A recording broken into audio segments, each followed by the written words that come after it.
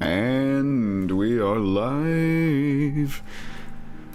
Hey everybody, I don't know how many people are here, if anyone's here at all. Let me look at my cam.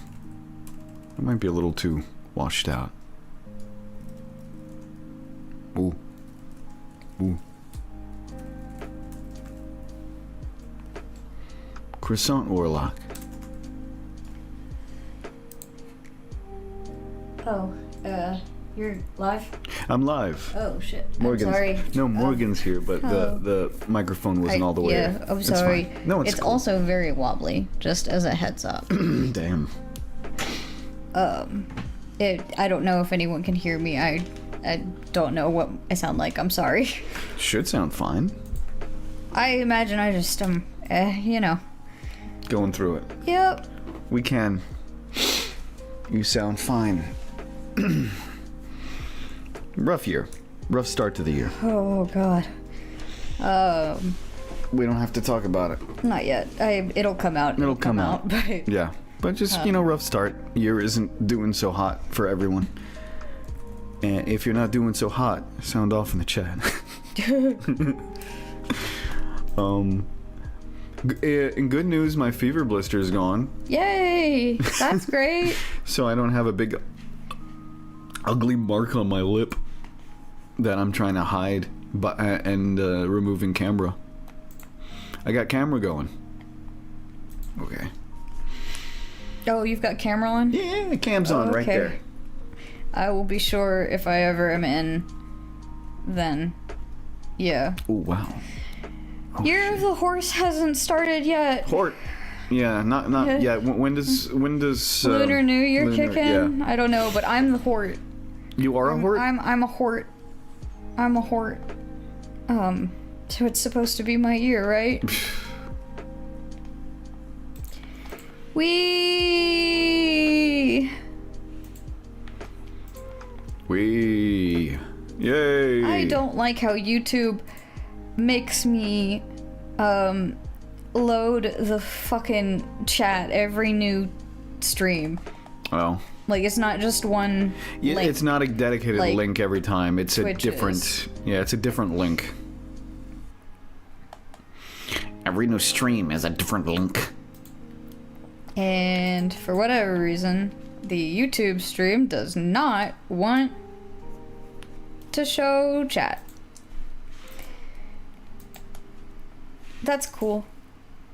I apologize if anyone is making YouTube chats. I can't see anything right now. We are going to ignore YouTube chats except not. There we go. You got it? It finally loaded. I don't know why it took that long. Yeah. I'd say we are going to ignore YouTube chats. Morgan might, but now that Morgan has it, never mind. I'm almost there. I just need to do this so that I can view 2 windows at a time. Okay, there we go. Cool. Happy New Year. Happy fucking New Year. Oh, God. To all who give a fuck. We're going to ignore all of your chats. This is actually pre-recorded. This is pre-recorded content. Oh, boy. Honey. I'm hanging in there. I'll get there. I just wanted to say, I love you. I love you too.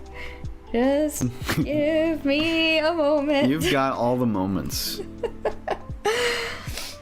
Okay. I need this distraction.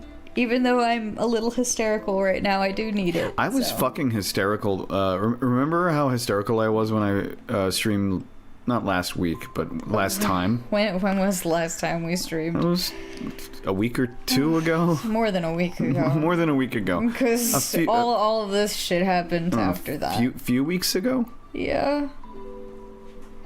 Something like that. Crow, I swear to fucking God, I really can't deal with this right now. Dude. Cat, leave. Please leave. He's... Catmandu. Catmandu. Alright, Okay. it's fine. He It's fine. Needs, I don't... he needs in He your needs lap. to be in my lap. Again, great therapy cat, this one, actually. Just also, really annoying cat.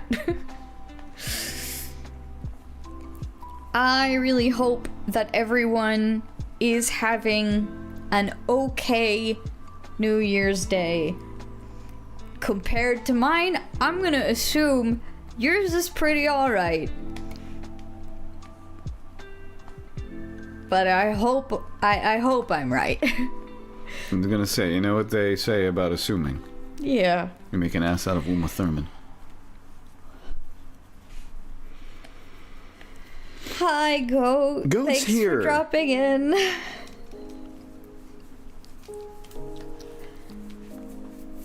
How you? So glad 2025 is fucking over, stupid chud. You're no fucking kidding, bruh. Yeah, 2025.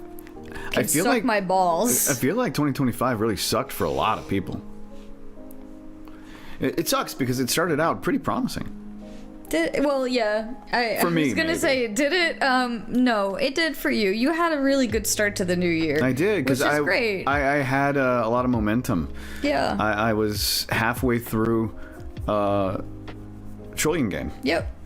so I still had a quarter of the year of consistent lead work Yeah.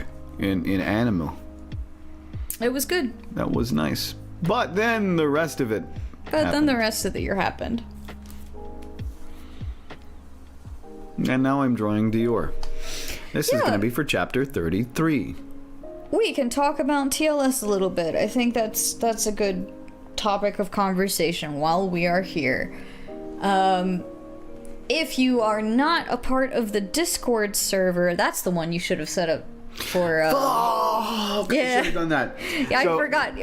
So if you'll notice the ticker at the bottom, hold on, let me point to it. This ticker right here, that's to the merch store.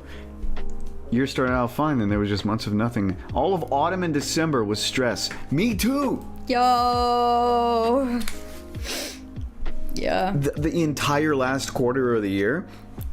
Fuck that. As soon as I got back, we From our got back camping from our trip? camping trip.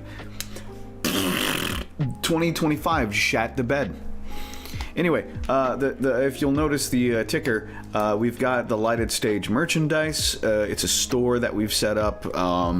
We have plenty of fucking prints And stickers. and stickers. It's just They're- sitting there they're- waiting to be sold and, Yeah. and shipped. If you so desire, you can get 25% off with a code. It's right there in the ticker. You can also ping the chat if you're in Twitch. Exclamation point merch, also in the ticker, and it'll drop the link right down there. But one of the things that Morgan just said was that we should probably have set up, not necessarily instead of that, but in addition to that, is what A were we Discord talking about? invite. Yeah, a Discord invite. We'll do that for the next stream. Yeah. No. Yeah. Yeah. But yeah, I would have been smart. the merch store, if you've not had a chance, the discount code Discord25 is available kind of for the Discord, but like at this point, if you need a discount code, here it is. Yeah, just use it. We need to sell this merchandise.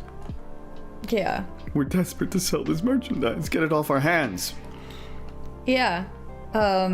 Get it off our hands. Help recoup some losses because And into your car.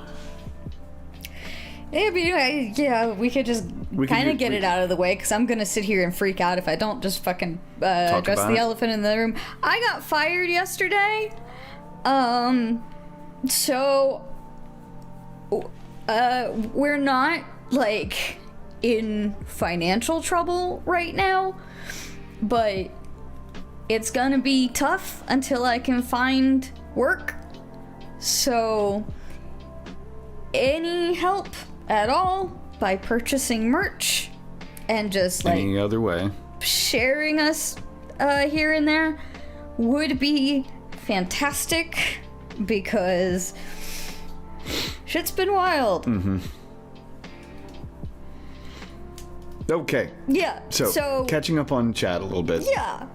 I am so sorry about it's Belks, right? I'm having a hard time reading it because Crow is in my lap, and so I can't like. At Belks 1453. Yeah. Yes. I am sorry to hear about you and your family's health. I fully understand what that is like, especially having lost our health insurance. So, yeah, I get it. back. I'm so sorry. It sucks.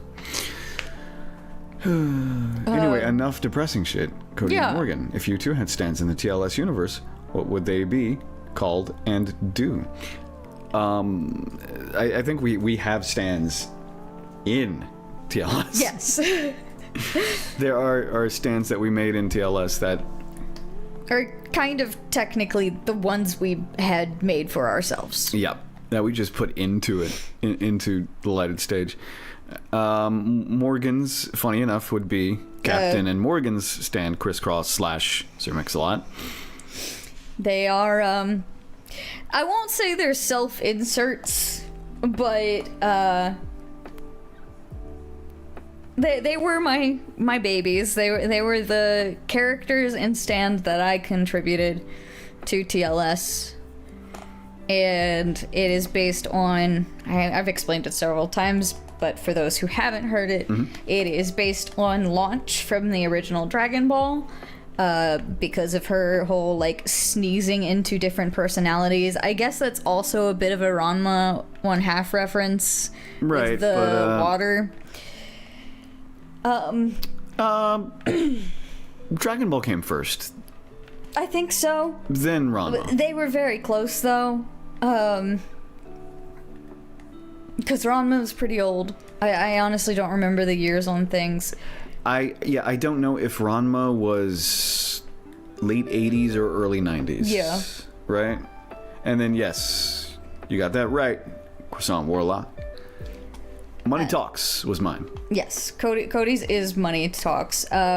Moving Pictures might also be considered my stand because it was the photo that I took at one of my previous jobs where Cody was inspired to make the stand Moving Pictures, and that was the birth of the lighted stage. Everything else came from that inspiration.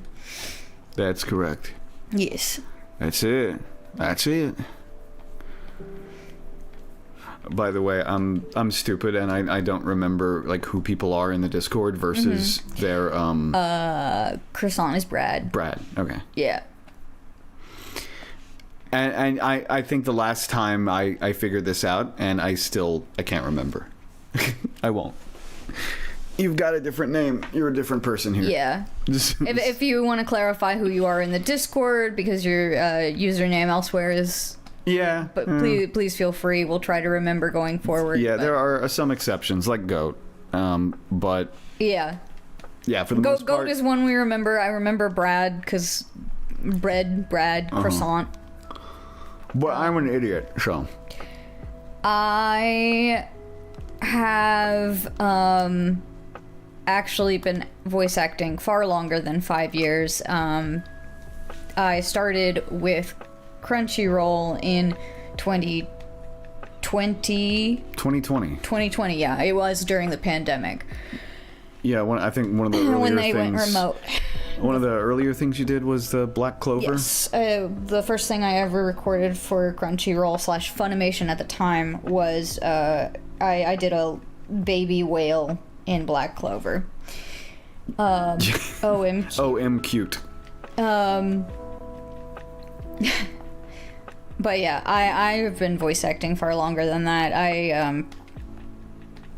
Lots of, stuff online. I did abridged work for friends. I've worked with the Sonic F team for many years. Let's say Crunchyversary. But my Crunchyversary is 2020 because of the pandemic. Cody started with Funimation / Crunchyroll in 2018. When we moved out here to Dallas from Austin. See.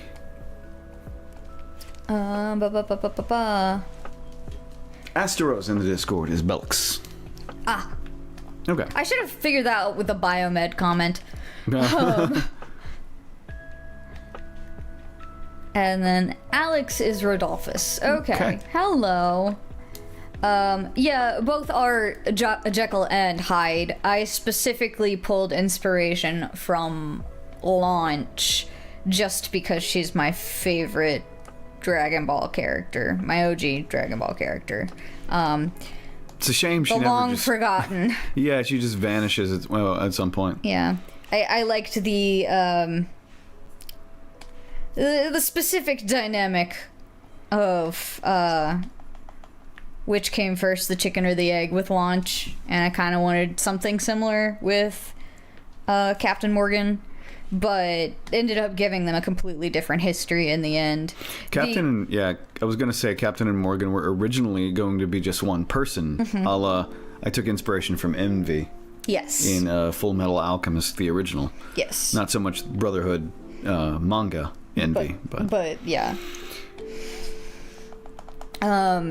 The other half of the inspiration I didn't get to with Sir Mix-a-Lot / Crisscross was I wanted a stand that had different names for the different personality had named their stand. So the male half naming their stand Sir Mix-a-Lot and the female half naming their stand Crisscross, because that comes from the fact that I tend to mill pull things a lot, especially music.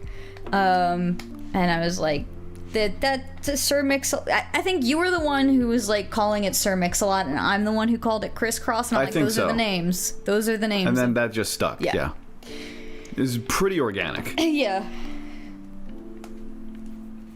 But the idea of I don't even remember my own gender, and it was just one person originally, and they were just going to switch between genders, like literally gender fluid. Yeah.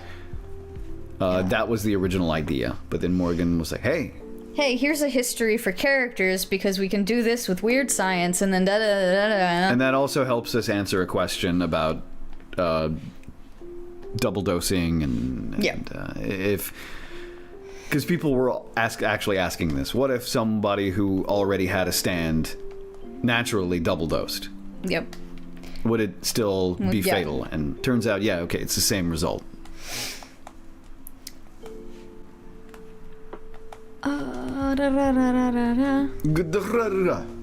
Better to have been forgotten than given off-screen deaths, because they can at least return if the author remembers them. Wait, what are we talking about? Launch. Launch? Yeah. Oh, launch. Makes sense. Yeah.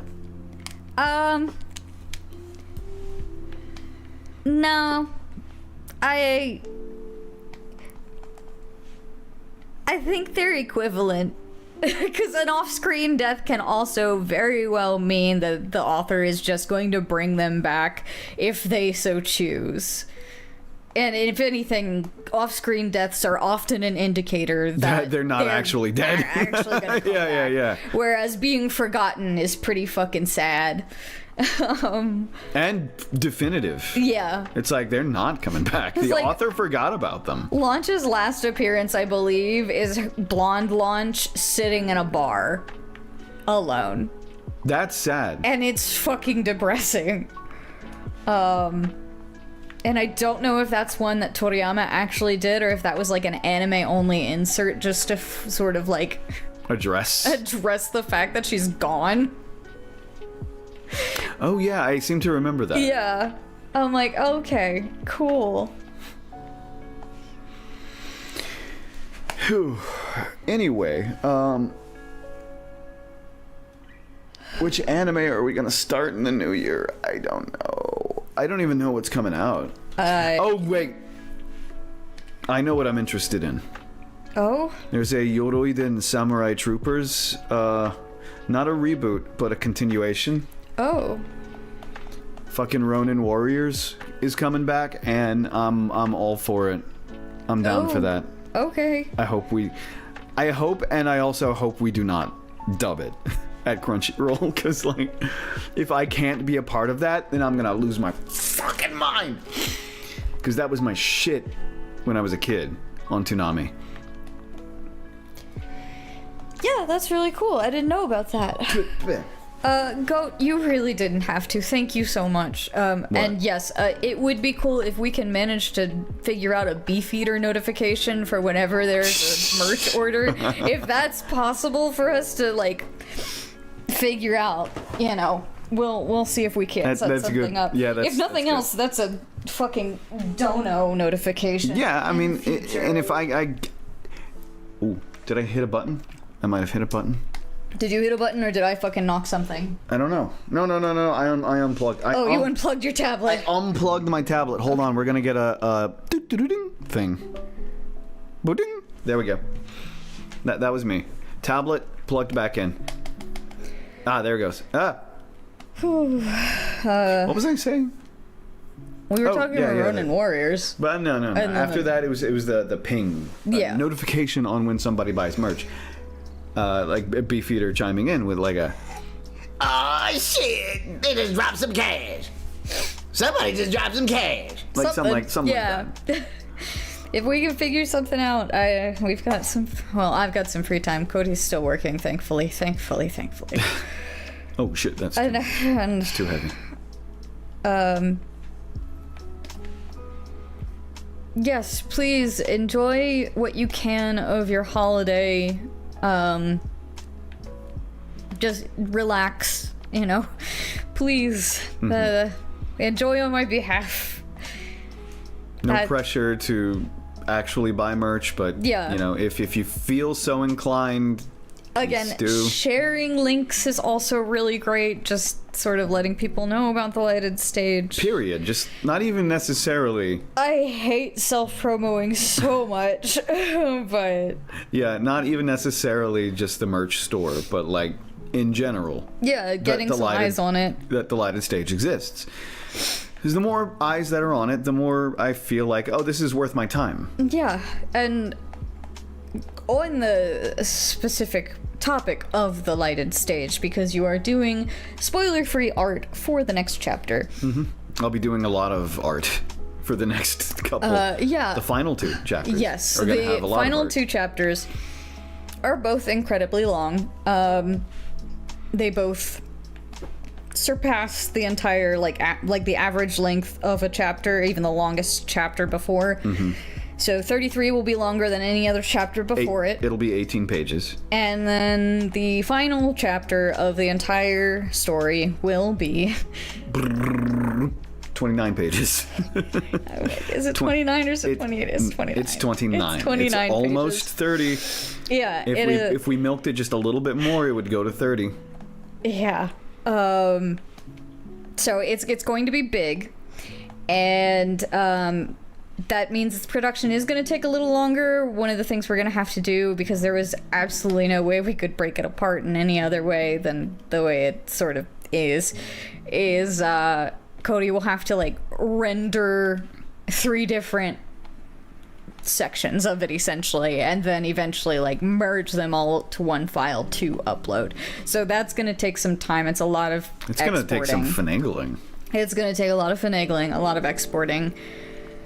But honestly, once the lighted stage is over, future productions will hopefully go smoother. We hope. We'll have to also like figure out like what does Saint of Mistakes look like? What does Bottom Shelf actually look like? Bottom shit. Yeah. I feel that once it's ended, it might be easier to sell to people. Lots of people like watching and reading, in this case, finished products. I think so. The hardest part, I feel like the biggest barrier to entry for people is the first few chapters. Just because it is so fast-paced, it's not... it wasn't made with the intention of getting as big as it was, as it did. So, I was really half-assing it. I hate calling it half-assing because it really was it's like game jam shit, right? It's like cranking it out in 24 hours. It's not my best work, but it's done. Right. And yeah. And that's like the first, I don't know, 4 chapters for sure. It starts to pick up, and then by the time we reach the Livewire Motel arc, that's when Cody really started like, okay, this is like, that was when plans for the 4 parts came about. That was when like the saga became a saga. So that'll be the hardest sell, is getting people past those first 4 chapters, I think. I think it's rougher than I would like it to be. It's serviceable. People still seem to like it just fine. If it continued on that pace, what chapter do you think it would have ended on? I guess it would be over, right? Oh, it'd be really over, because so many of the things that came about would probably have never. Poppy wouldn't have existed. Poppy wouldn't exist. I don't know if Optics would have been allowed to live after the Livewire Motel. I always had it planned. The confrontation with MV. I don't know how you would have done it. I don't either. It was there, and like, yeah, no, I know that was the idea, but like, I'm saying, if you kept at that pace, then you wouldn't have had time to think of these things. So the idea of, okay, we rescue Jazz, this is the fight that happens, and then like, you would have condensed it because so many details would have been lost. Optics is like the depth of his ability working with memories. I don't know if that would have ever come up had you been given the time to actually like massage the ideas, if you had been breaknecking it. Like it's details like that. It's the richness that sort of went into what TLS is now. So had you not done what you did and kept the old pace, I don't know, I feel like you would have ended it in 3 years, and this entire thing would not... We'd be at like chapter 18 and wrapping up? Probably. Maybe. I mean, it might have been done in 18 chapters. 18 sounds reasonable based on your old plans. If I stuck to my old plan completely... That's the thing. If you stuck to your old plans, to the old format, without any of the stuff that you developed, it would have been like 18 chapters, 3 years, the end, no saga at all. Yeah. So, oh my god. They're fighting. Yeah, I hear that.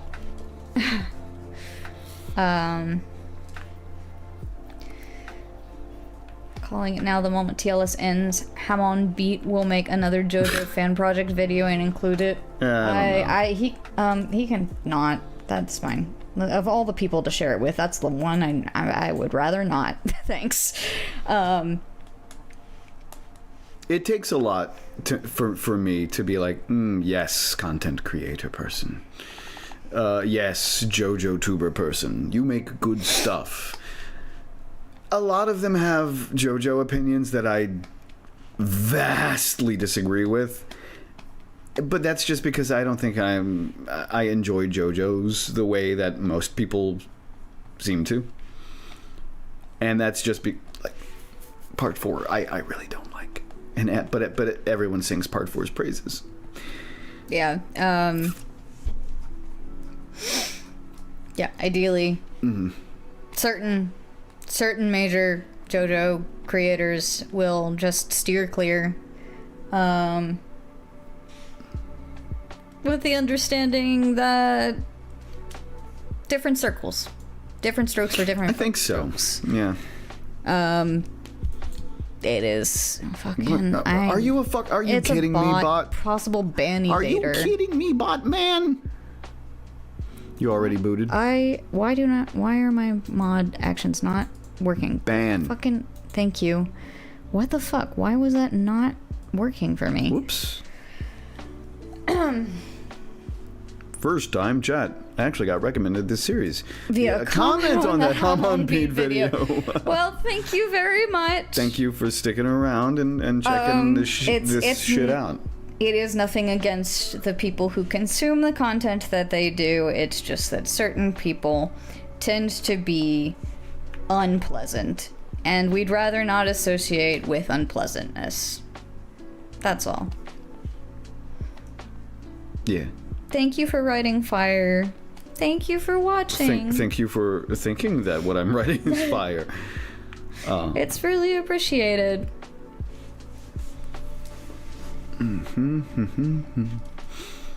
I'm drawing Dior for chapter Yes. 33 right now. This is not spoilers because Surprise! It's Dior. It's Dior. Hold on. Oh, we just got a sub from a fella who just showed up. follow. Yay! Thank you. A follow. Thank you for writing light. Maybe I should bump that up now that I've got the ticker. The alert box might need to be bumped up just a smidge. I do have more of an intricate question to ask. When you guys wrote out the character arcs for certain characters like Jasmine, did you have the idea of how to write them in mind from the start? Okay, this depends on the character because some characters changed over time, sort of naturally. They got away from me and started to do their own things, and I was like, whoa, what's happening here? And then I just followed that. Yeah. When it comes to Jasmine was actually one of the characters that sort of broke off and did her own thing. She definitely developed into a different direction with the story, having a lot to do with the fact that her, like, the lighted stage is her story. Right. And what the lighted stage eventually becomes, the lesson that, the parable, the lesson of the parable here, that I'm going to really nail home, especially in these last two chapters, is going to be... I'm losing my train of thought, like mid-thought. We're talking about Jazz's character. Fucking absolutely smashed right now. I'm like fucking token, man. No, I'm not. Jazz's character, so the scope of TLS changed. Initially, it was a story that I wanted to tell about, the fame and what fame does to people. But then it started to become a little bit more about, oh, no, photographs are memories. This is about the memories we have and the memories we carry, and also how hardship affects us as we go on through our lives, and then how we protect those memories from those hardships and things like that. It's a story revolving a lot around grief and loss, heavily informed by our own personal experience, our own personal lives as we were working on this, and also like the current events, because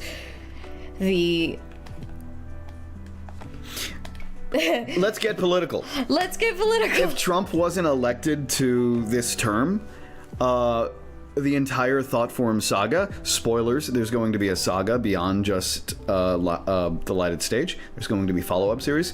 The overall scope of that entire Thoughtform saga is the CIA and the United States government are the bad guys. Yeah, spoilers. That's the entire story. The rich get richer and they fuck us all over. So that's a huge element that was not there in the original idea. But as far as character arcs go, Jazz's character arc has changed, but not in the way it impacts her. She has remained constant from how we wanted her to come out of this. Like, yes, it's more that she exemplifies the growing themes more and more. Yeah. Like, she herself remains the same. It's just that the things that inform that path for her are different. So that's remained consistent. Alexa's story arc remained consistent. Jazz's honest biggest change, other than the fact that she's reflective of the story she's in, is that you did decide to make her and Alexa an actual item. Lovers. It was never planned from the beginning to actually, like, be definitively reciprocated, and you decided as you were writing that no, you definitely wanted to make them Look, I don't want to be accused of teasing a homosexual relationship. Yeah, especially when you're burying your gay. That was the other half of it. Is like, well, if Alexa's definitely going to die, which, you know, if you haven't caught up, spoilers. Oh, fuck. Anyway, JH Vids, thank you. Fan art of Jasmine. Submit it. Find a way to submit it. Join the Discord, or you can drop a link as well. Yeah, we'll share it with us. We'll vet it and we'll let it go through. Yeah. Share it with us, because on the very last episode of TLS, when we put that out, when I run the ending, I want to do a special thing and showcase fan art. Yes. So do that. Please. What foul language was Goat not allowed to use, Streamlabs? What the fuck? Oh, hold on. I'm not sure. The what? Fuck word?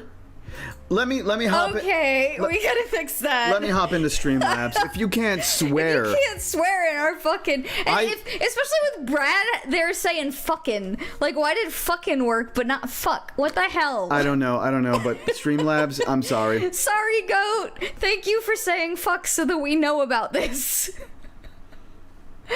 Oh my god. Dashboard. Go to dashboard.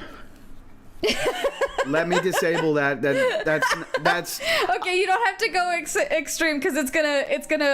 If you say a slur, you might get banned. Yeah, don't go crazy, guys. But yeah, just so that we also don't lose messages, you can stop saying fuck. But that was really funny and great. Yeah. Thank you so much. chill the fuck out. Media shit. No, where the fuck is the goddamn fucking? I'm wearing my sock inside out. Where's chat bot?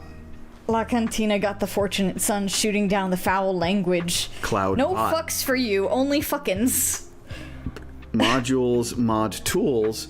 Let's just remove word protection. It only needs to protect against slurs.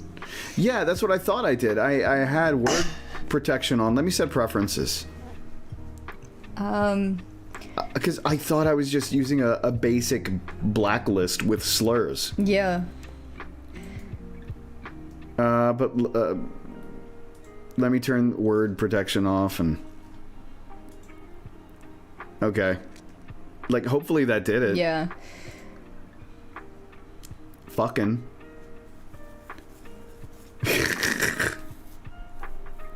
I don't know if it worked. Can somebody say fucking? Reviewing the table of slurs. Can somebody say fucking? Well, it should just be fuck that's the problem. Is fuck the problem? There we go! We've got fuck back! Yay! Okay. So fuck was okay?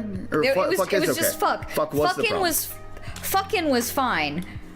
Let chat say fuck. Anyway. We got fuck back! Yo, let's go! That's what I'm talking about, baby, yeah! Oh, yeah. So I know we missed in all of that. There was something. Things. Oh my god. Oh, and I can't scroll up. Yeah, everything's timed out by Streamlabs up there. What the hell? Yeah. If you have a question that you really wanted to... Yeah. I think Brad asked something. Have you already decided on the themes of future parts? Overarching theme is obviously American government fucking blows, but what about individual themes like TLS's memories? Do you already have those outlined for future parts without spoiling? Mm-hmm. Pretty much. I do. So the theme of TLS is, yes, memories is one of them. Hardship is another. And what Jasmine goes through and how she exemplifies survival, right? Mm-hmm. And it's not too big a spoiler right there. Right. So she has this stick-to-itiveness that is... I hate that word. Stick-to-itiveness? Stick-to-itiveness. She's stubborn as fuck. She's stubborn. I don't want to like label it as a sort of like I'm never giving up kind of thing. She's adaptable. What is it? Is it the chamomile that's the strength in adversity? Because it is chamomile? Huh? Chamomile. Yeah, I think it's in the Japanese flower language, because the chamomile is the symbol for library wars, and I believe it's the reason is because chamomile as a flower is really resilient, and it takes a lot to like kill it. Oh. Should have named her chamomile. But that's Jazz. She is able. It takes a fucking lot to knock her down, because she refuses. Yeah, she always gets back up. Because what else is she gonna do? Yeah. Which is what I love about her. It's like, Jamomile. What am I gonna do? Jamomile. Roll over and die? Fuck that. Yeah, and that's sort of a underlying theme. Yeah.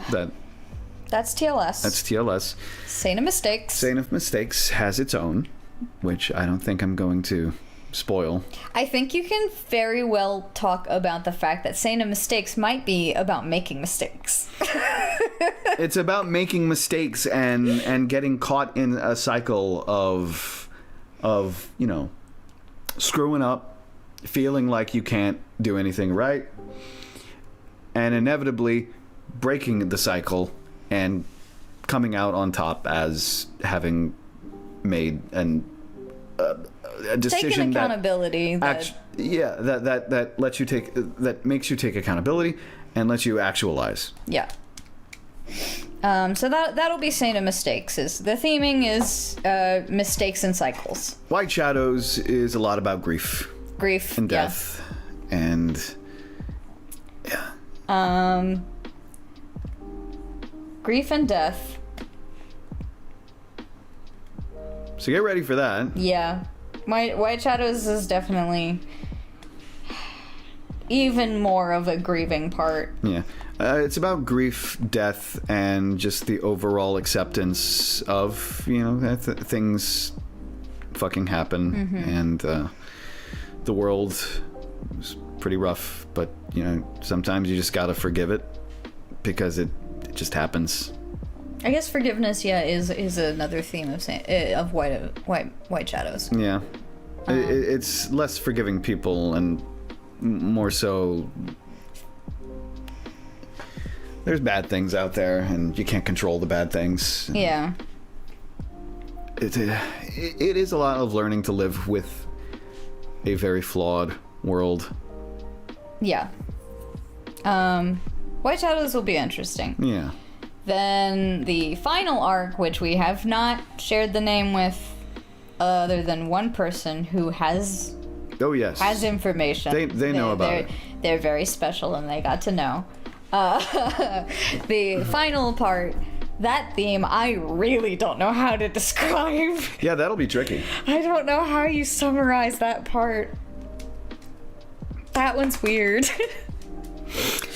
I don't know. It's the part that wraps everything up. Yeah, the final part is about conclusions. It's about conclusions. It's about endings. Yeah, it's about endings. Cool. Endings and closure. If Maison had to fight Kira and the Morio gang had to fight Weston, how do you think that would play out?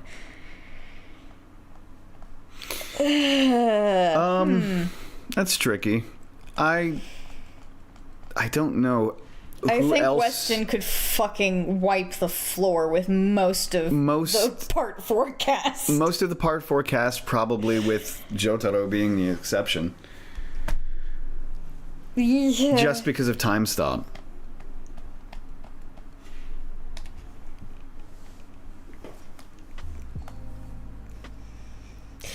Yeah, but in the event that, like...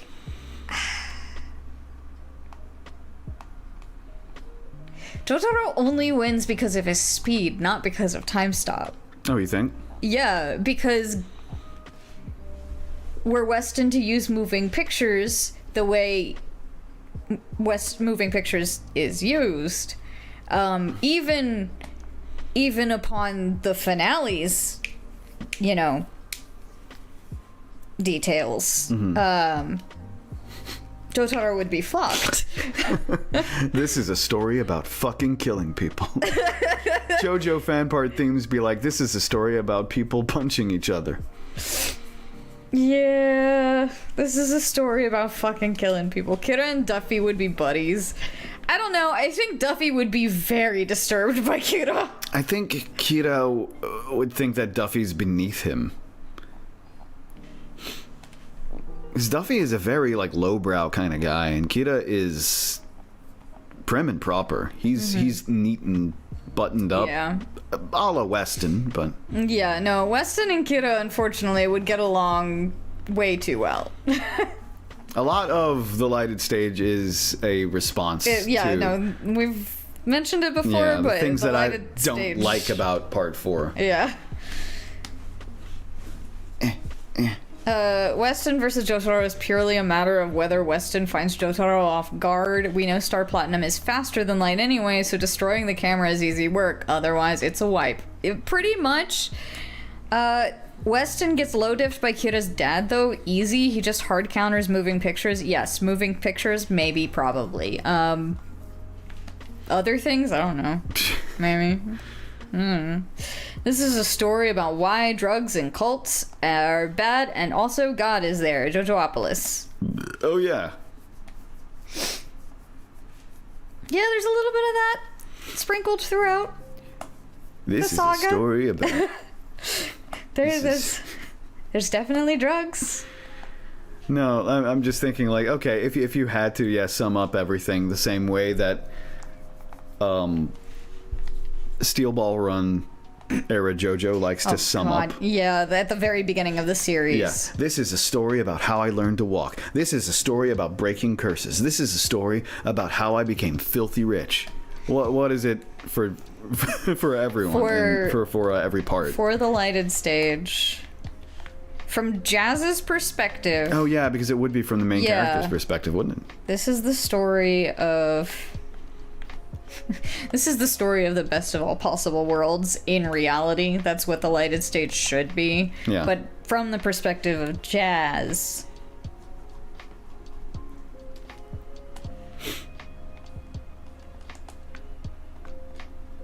I don't know, that's tough.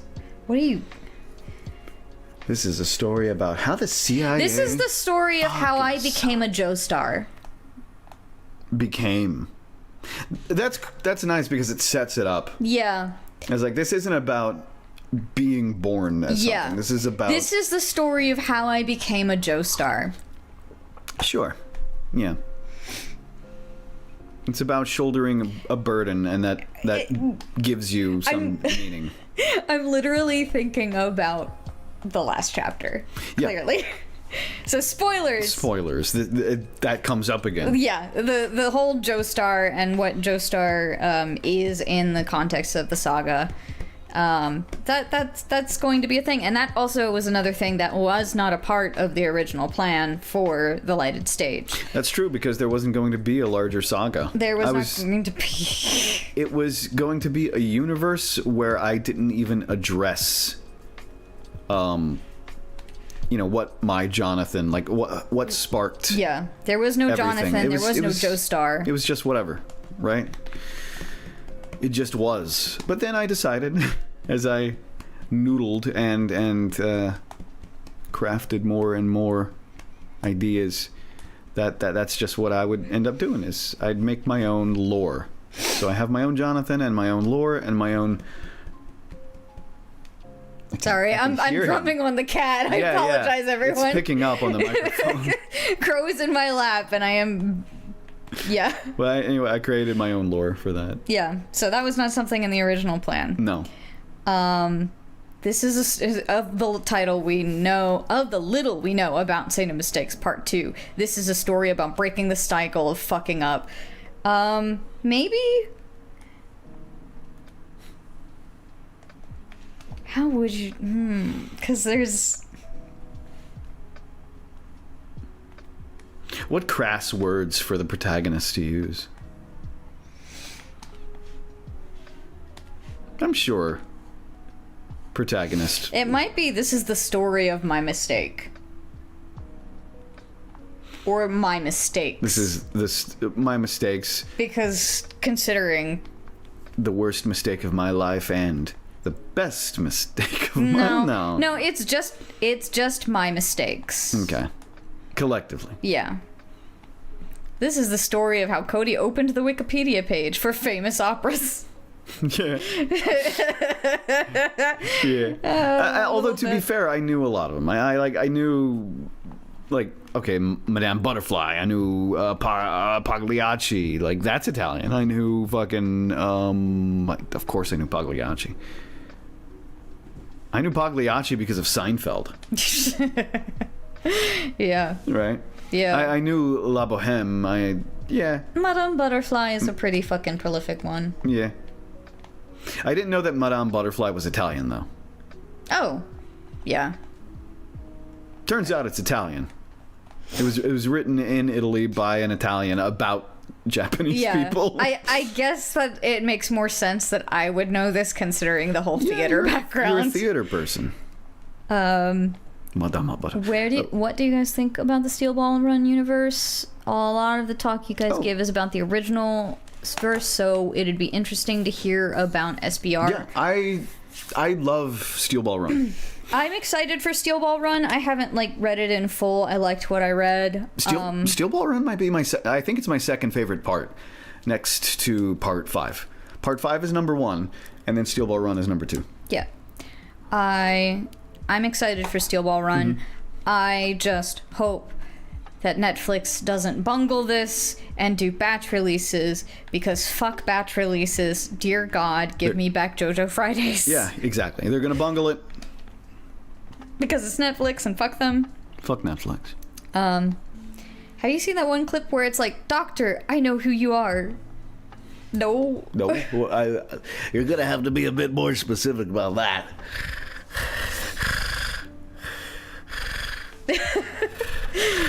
I apologize if I also sound like that, because I am very backed up. You don't sound like that. Congested in my head. In your head? Congested in my head. In your head. I said backed up, and I'm clarifying. Backed up in my head. Backed up in your head, not in your butt. I need to send this to you. Oh, okay.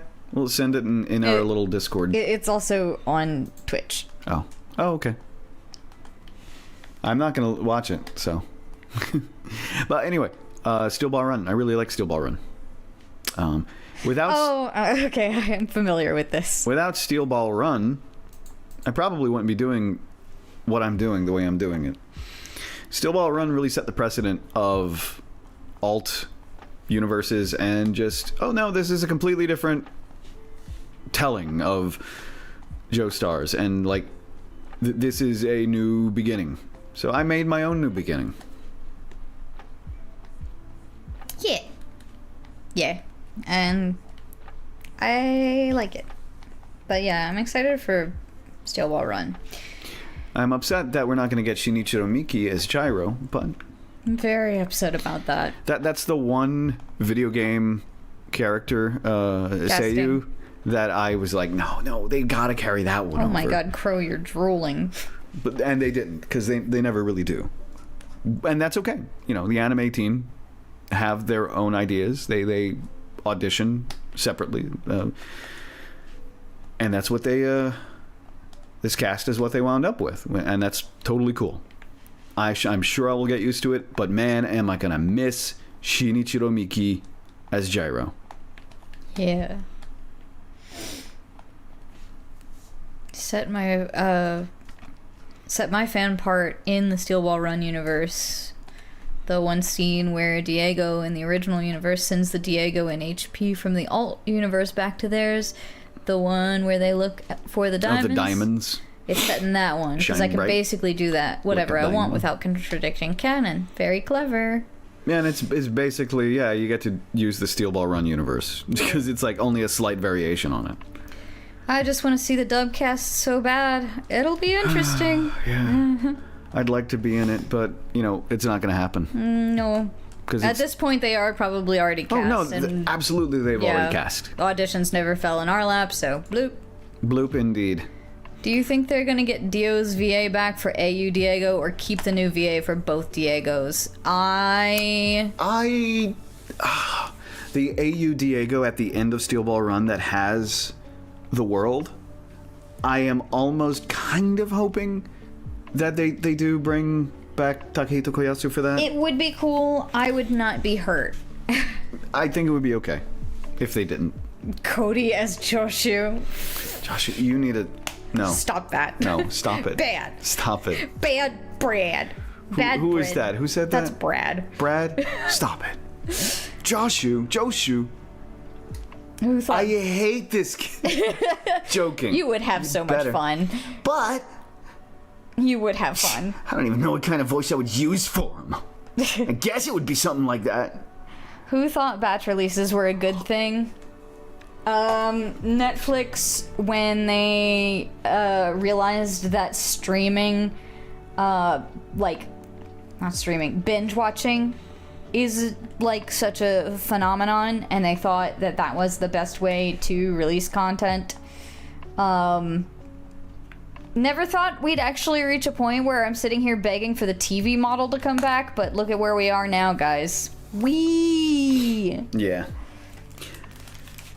Unscrew his nuts! Let King Oh go! my god. It's just optics. You just just scared optics. Crow away. As a side effect, part 8 doesn't happen. That's just optics, yeah. He would just be optics. I mean, look at him. Not just look at him, just look at the way he acts and behaves, too. Yeah.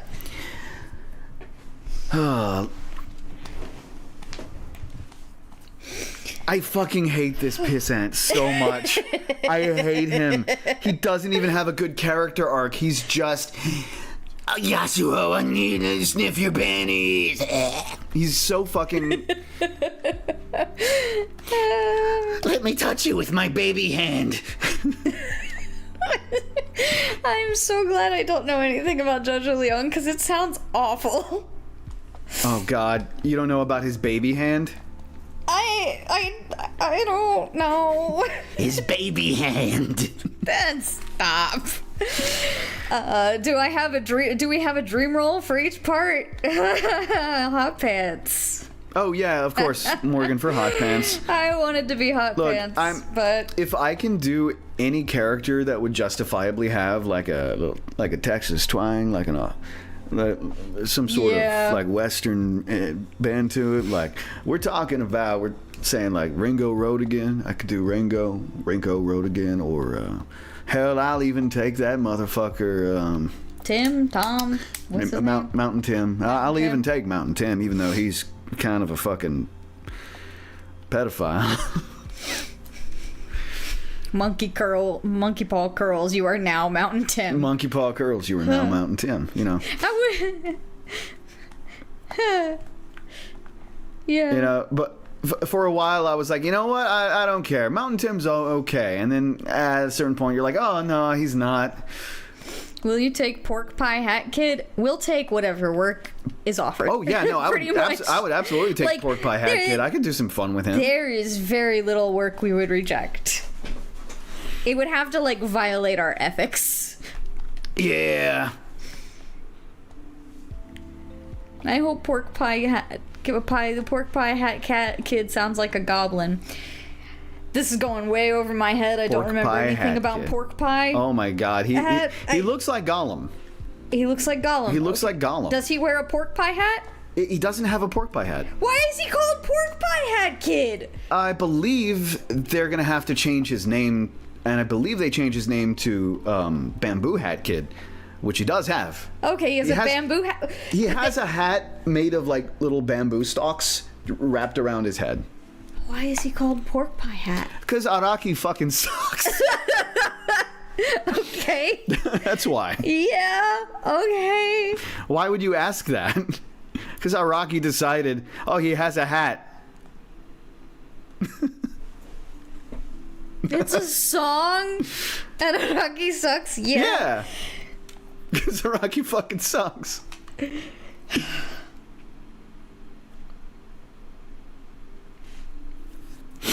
fucking God.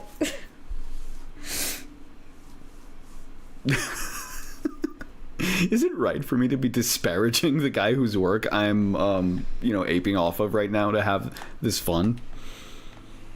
It's not like I'm... Is it gonna change his success? Is it suddenly gonna pull away money from him? From the great fucking Hirohiko Araki, #1 author in Shueisha. Yeah, I'm totally gonna completely undermine his business like this. With my knockoff Dio. My knockoff Gilf Dio. And more than that, so I think Kubo said it best.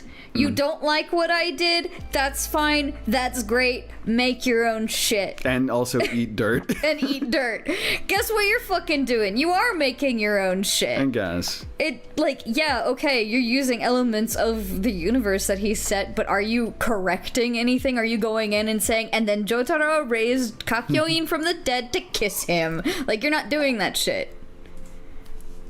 You're making your own shit and eating dirt. And yes, you did improve Dio by making him a gilf. Oh, okay, cool. That who in my mind in Japanese is voiced by Romy Park, who I think is like the perfect casting. Yeah. That is definitely the... That's the femme Takehito Koyasu. Yeah, for sure. That's who you picked. That's who I picked. Oh my god.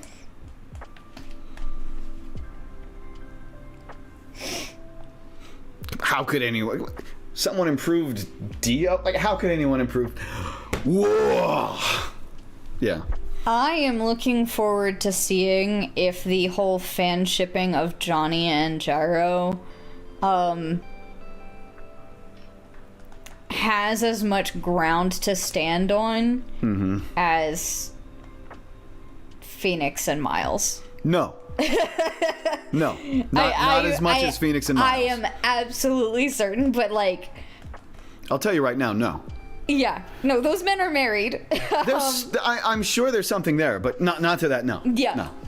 But I am curious to like actually see the dynamic play out. Because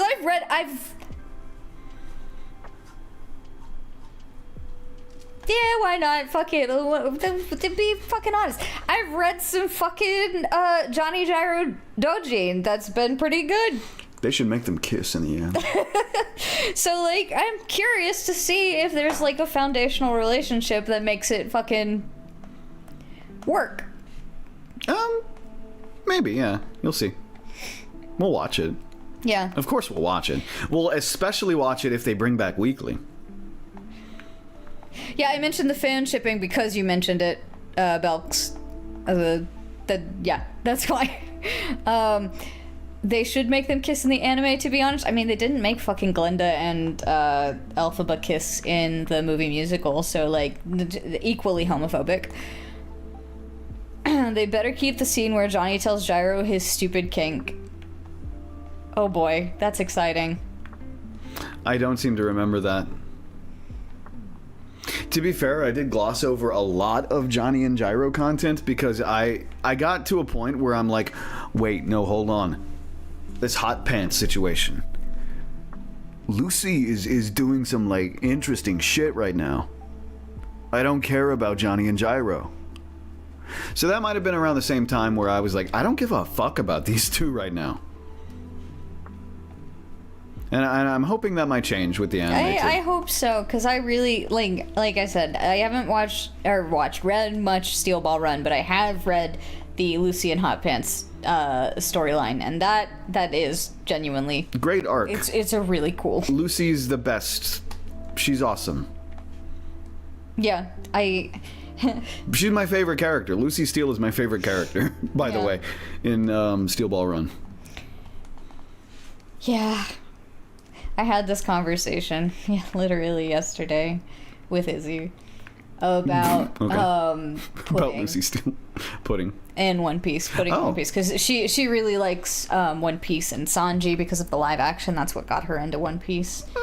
And she doesn't know much, but her boyfriend is a really big fan. And so he's trying to introduce her and I was talking to her about pudding and like how Sanji has this one relationship and it's really, really cool.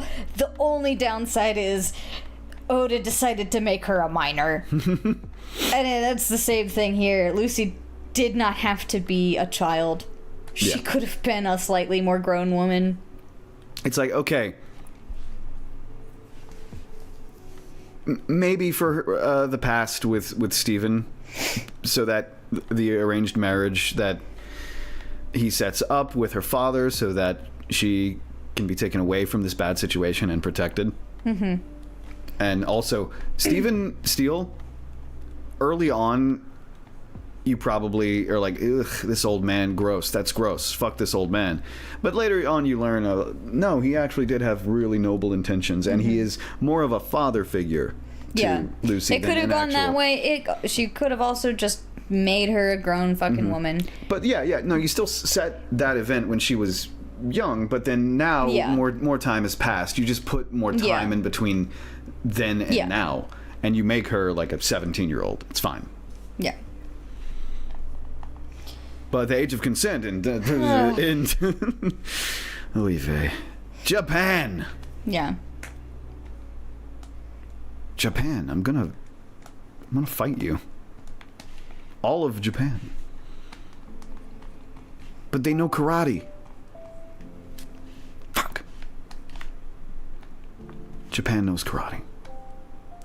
Gyro tells Johnny, oh yeah, my real name is Julius Caesar, which also, I only just learned that was the case, like, last month, weeks ago. Something. And I lost my fucking mind. His name is Julius Caesar? I'm like, what do you mean his name is Julius Caesar? Julius Are you fucking kidding me? Cesare. Julius Cesare Zeppeli. Fuck off. And then Johnny's just like, I like getting bitten by mosquitoes. You know what? Never mind. Oh, okay. I kind of get him, though. Itching mosquito bite is one of those hurts so good type of feelings.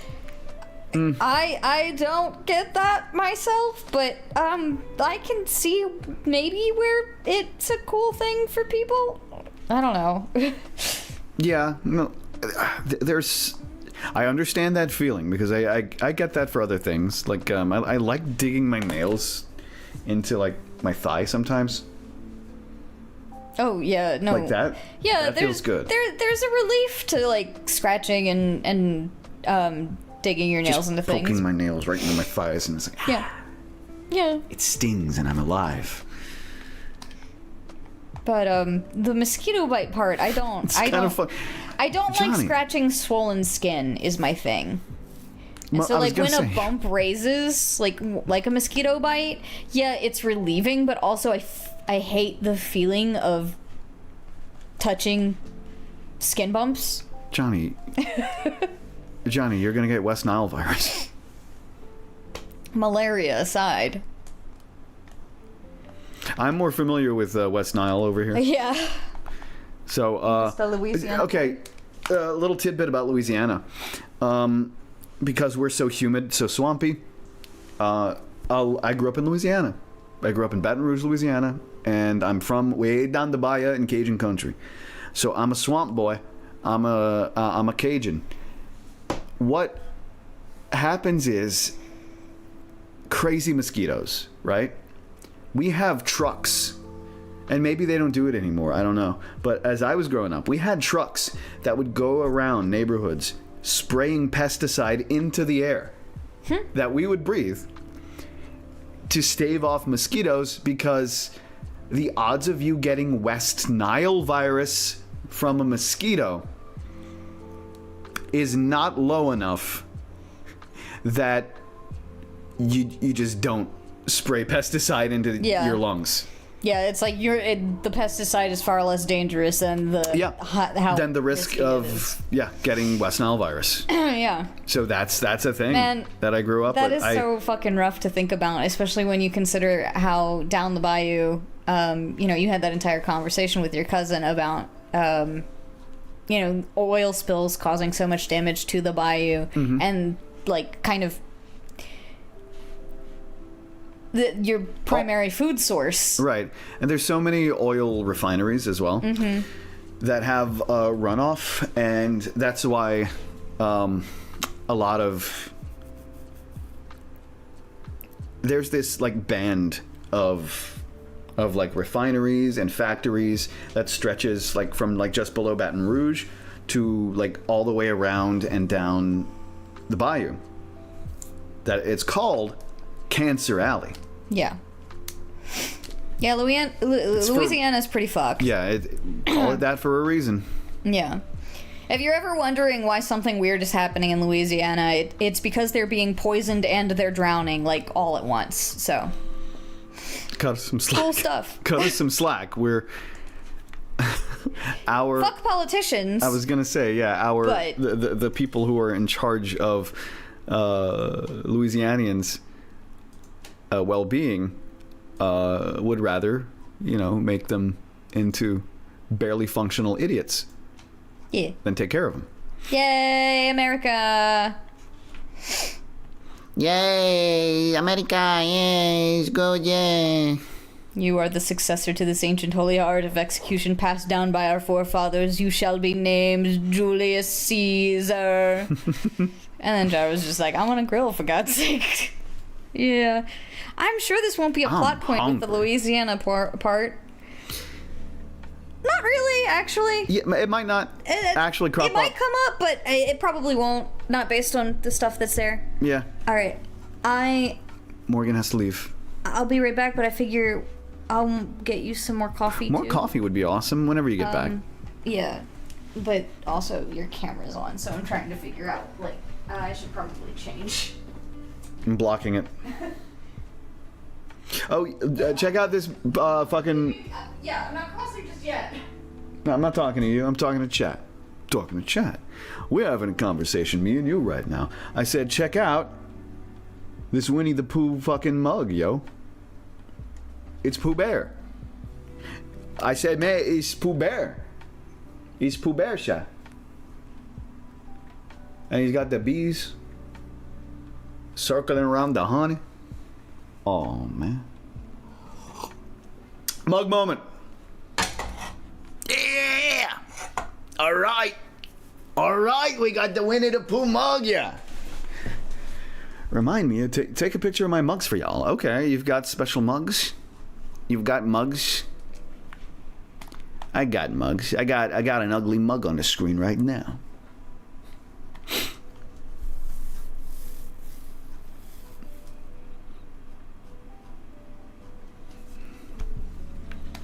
Anyway, we're very quiet now because Morgan's gone, and I don't know how to fill the silence. So you're just gonna have to do a Depeche Mode and enjoy the silence.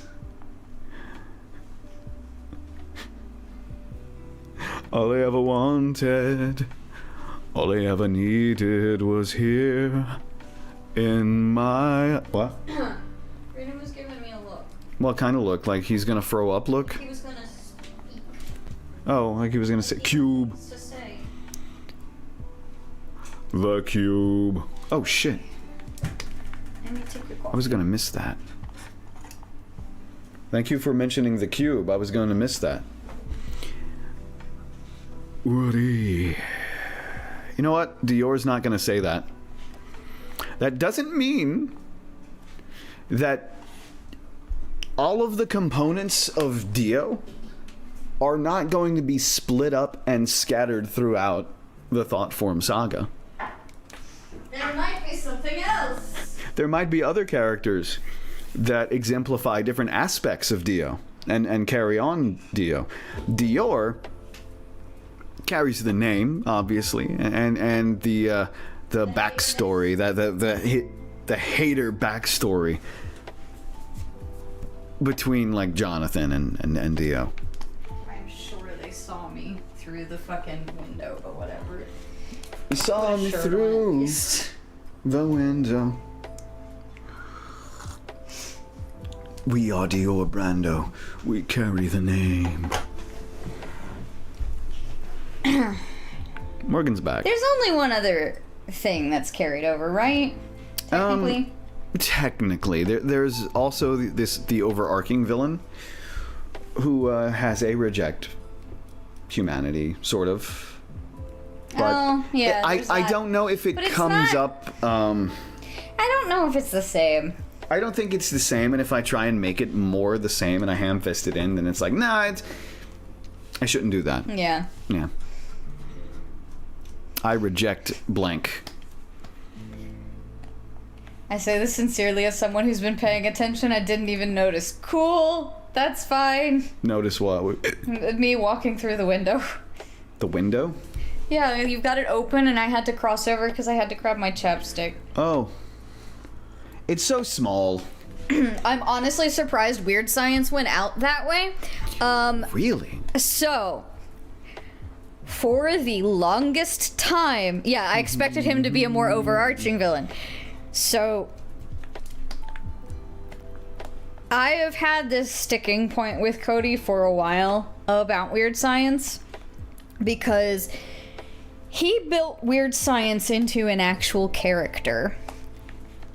By mistake. God damn it, I forgot to close the door. Are you really gonna... So, yeah, originally, Now I'm back. the creator of Gypsy Eyes? Gypsy Eyes, was not really someone, like, it was gonna be a lot more behind the scenes, shadowy figure. What what Cody You laugh like that? sorry stop It's making me laugh. Go on. so Morgan pulling an instructor Mussolini with the I forgot to close the door. Yes, that is the name of the moose from Parappa. Look it up. Yeah, I remember. So when Cody originally came up with all of this, and he's like, okay, well, there's Gypsy Eyes, the formula that creates stands. It's the psychedelic drug. Somebody had to have made the formula. Somebody had to have made it. All it was really a name. Made by Dr. Weird Science. Yep. Nothing else. But then Cody was like, but what if he's from Operation Paperclip? And then it just snowballed from there to where Weird Science actually became a part of the story. He was really just supposed to be sort of a mysterious figure in the background, maybe even a character that never, ever got anything but named.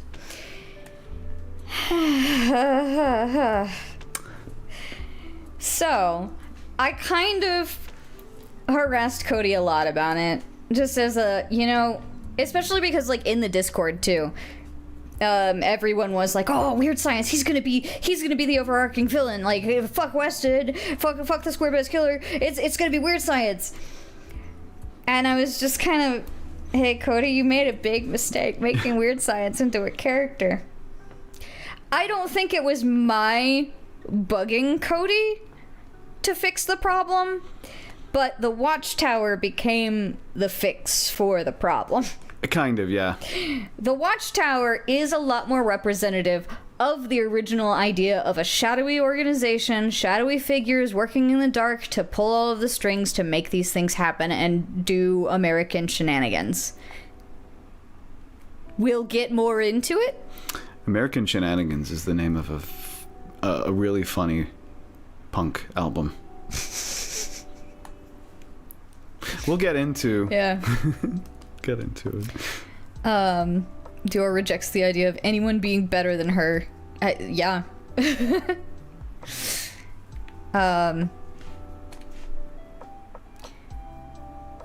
I figured Weird Science would got by the end of TLS, at least based on the way it was written, but also because he's way too powerful. Yeah.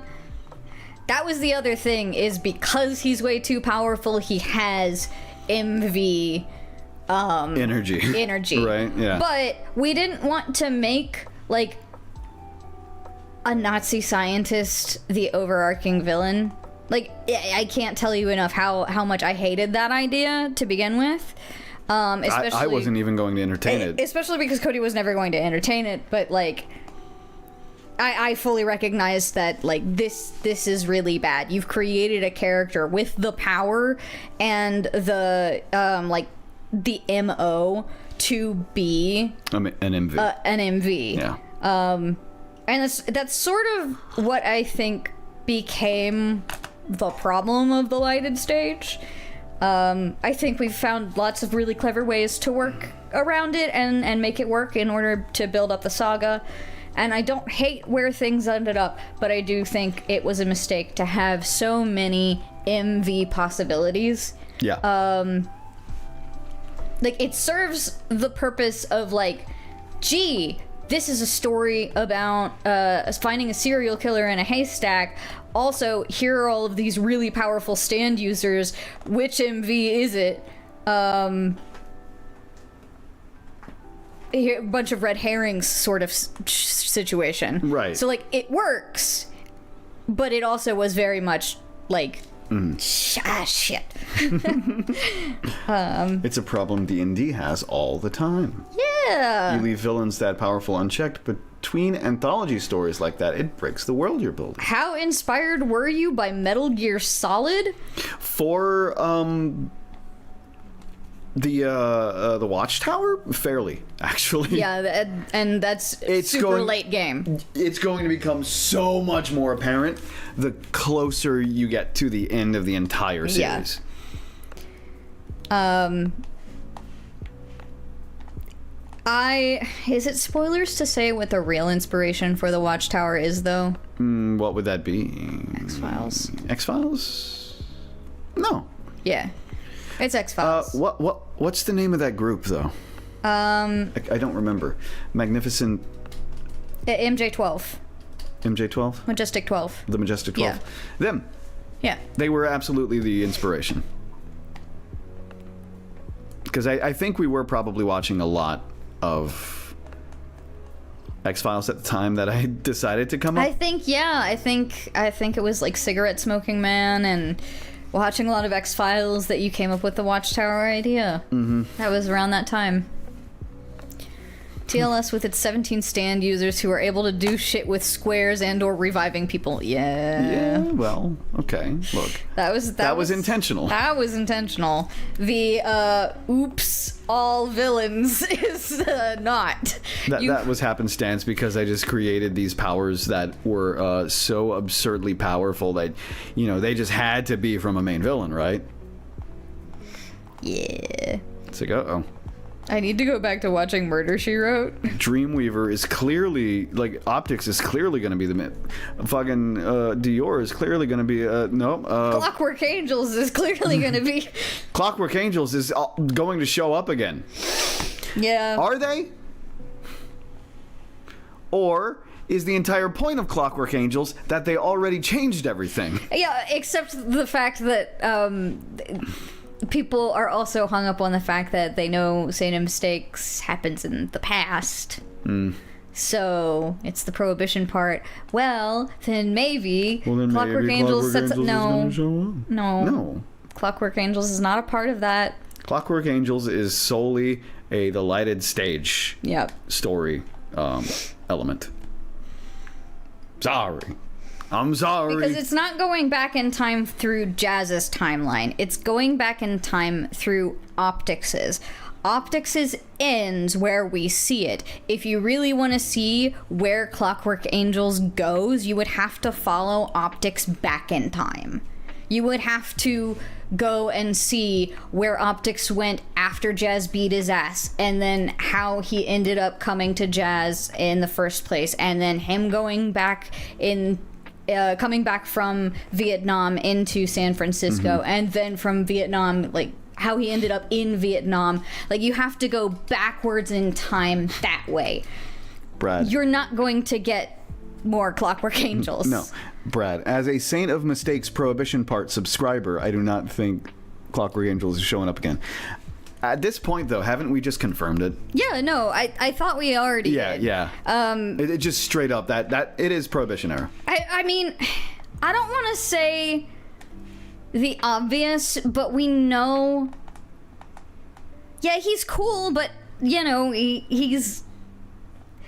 it's a plot device. It's literally a Deus Ex Machina. That's all Clockwork Angels is. Would it be spoiling to just address the fact that the prohibition has been brought up in TLS? It has. Twice? Has it? Twice? Yeah. First time in Weird chapter Science. 2. Weird Science. We might be finding an origin story here. Yeah. Like, I hate, like, outright saying it, but I can't believe you nerfed Calvin with Prohibition. Oh, yeah, getting back on Weird Science and how you were surprised that he went out like that. To me, I think he had to go out at Calvin's hands. I suppose it was more like I didn't expect him to go out at all. I expected him to be an overarching threat. But I don't know. In my minds, in my minds, both of them. One second, I need a sip. I feel like I had already decided how I wanted Weird Science to go down whenever I fully fleshed him out and brought him into the story as a complete character. Yeah. I was like, he's inevitably he is the man that is forcing Calvin's hand. You know, he's the one that put Calvin in this situation. He's the one who's throwing away his men's lives like that. Yeah. Calvin has to be the one to put him down. Yeah. So I always, in my mind, built him up to be Calvin's endgame without overtly, setting it up. Like, here's a big flag. Calvin's going to beat him. Yeah. That was always at the forefront of my mind of, like, that's what I'm going to do with this. The problem became that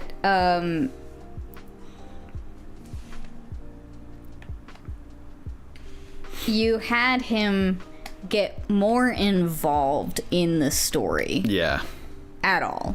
Because, like, had it been that he never made an appearance until the very end in the Raid to Alcatraz arc, where Calvin faces down his fucking like, you end up in the prison, which is that was the original plan. Yeah. Was that, like, okay, we get to the point Calvin finally is gonna fight back against his captor,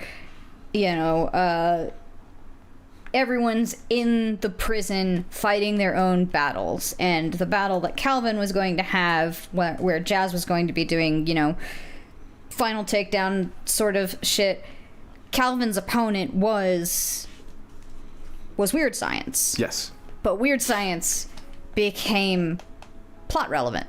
Mm-hmm. And so it started feeling a lot less tied to Calvin and more overall. Mm-hmm. Oh, well. It happened how it happened. I don't blame you for thinking you've said it. Apparently we never did actually confirm it. So yeah, I guess, there are only 2 more chapters left of this, and then there will be Bottom Shelf, and, Saint of Mistakes is on the way. Mm-hmm. We literally, on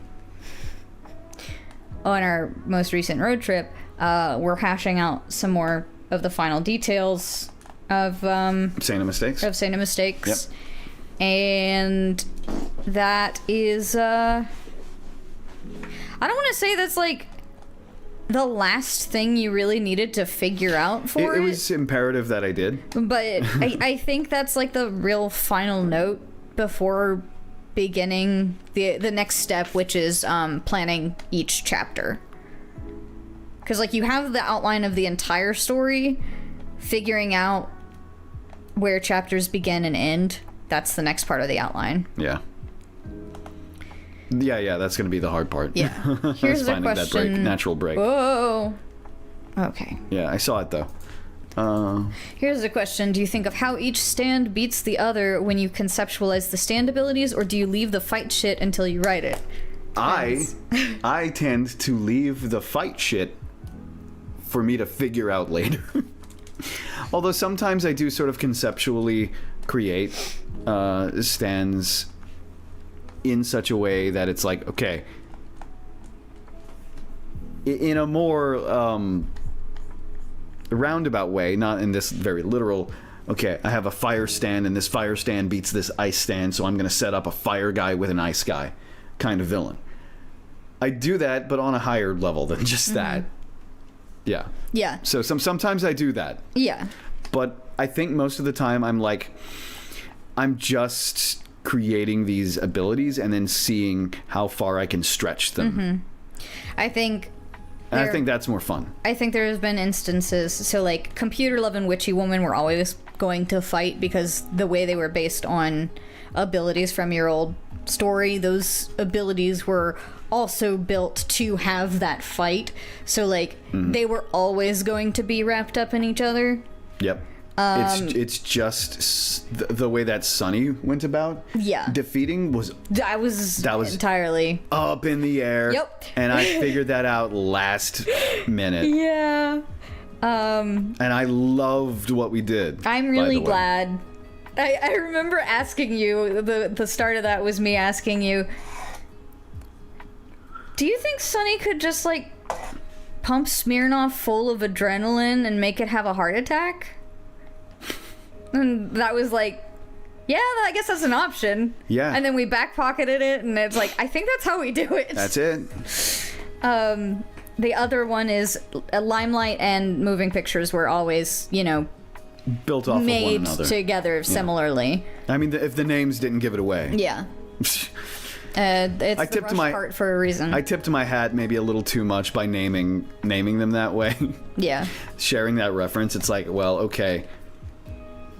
Maybe Weston is going to be more than just a schmuck who doesn't get into fights.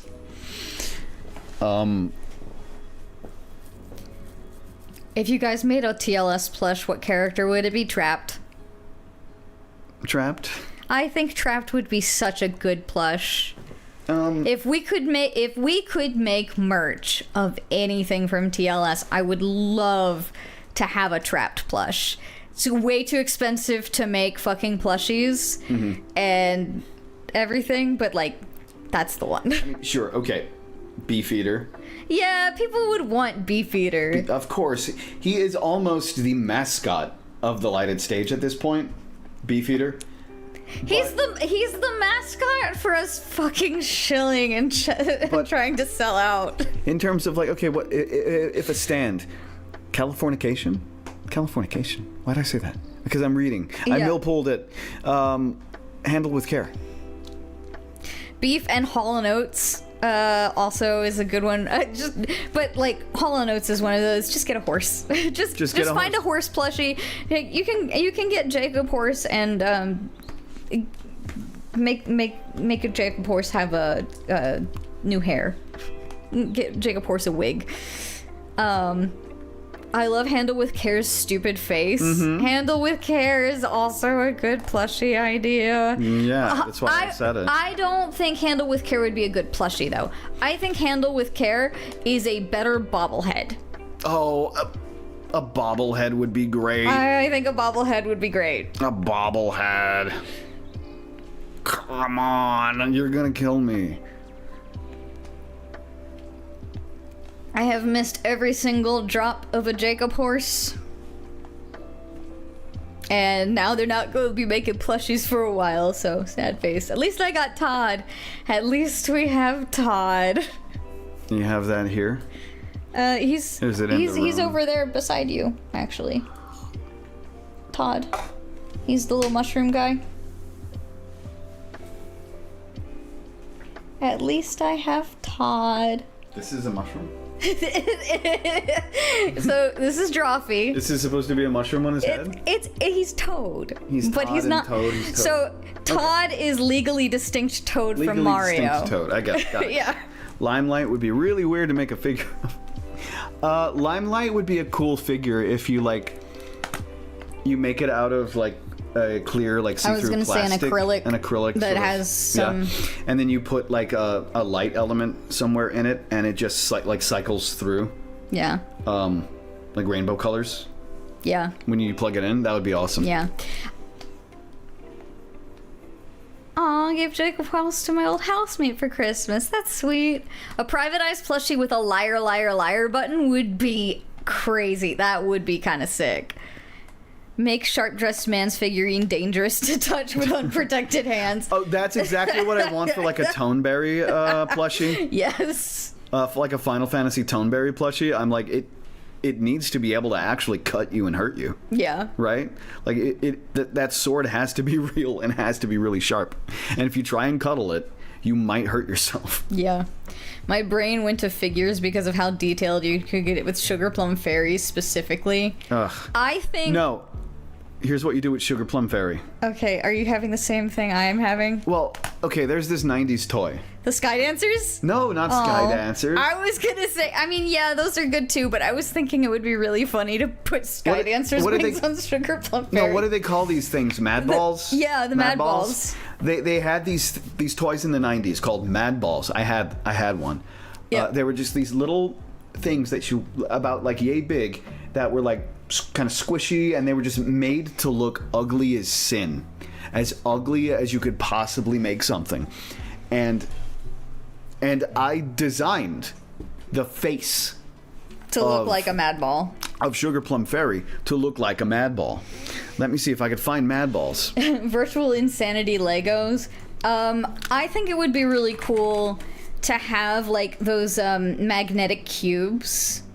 So if there are a bunch of like white magnetic cubes, it'd be really neat to make virtual insanity out of them. Maybe one day I'll look into seeing if that's like a product that's out there that I could just do as a fucking side project. Check them out. These are Mad Balls. They're like Virtual Insanity block puzzle. barely handheld, but like I was very much inspired by these ugly little things. I remember these fuckers. Fucking loved these guys. I don't remember which one I had. I think I had either Hornhead or Slobulus. Yeah. It also reminds me of Boglins. Yeah. But plush-wise, I really do think Trapped is the way to go. And yeah, Beefeater is the second choice. Can't think of any other, like, impossible merch ideas. Is there a stand you thought up for TLS but decided to drop because you couldn't write around it, or was there no space? Who asked? That was Belk, so it's Belks. kind of a little further away. Belks, I guess, have we not mentioned this lately? A Day in the Life. There was a stand called A Day in the Life that was going to belong to a, and this was going to be a Mina fight. I think I was going to have it be Mina and Theo teaming up, and eventually that spot just turned into Trapped. But yeah, it was a stand that belonged to a journalist who attended the party, who was evading like capture by La Cantina, and they were like all paranoid and shit. They started hearing voices in their head, and that was their stand. Is they would hear the voice of the narrator, and they would like try and use that to like escape and stay on their toes and run from La Cantina. Be aware of things that were going on that they would not otherwise be privy to. But the more that they listened to it, the more the narrator would just be saying, and they listened intently for the next word, and waited and waited.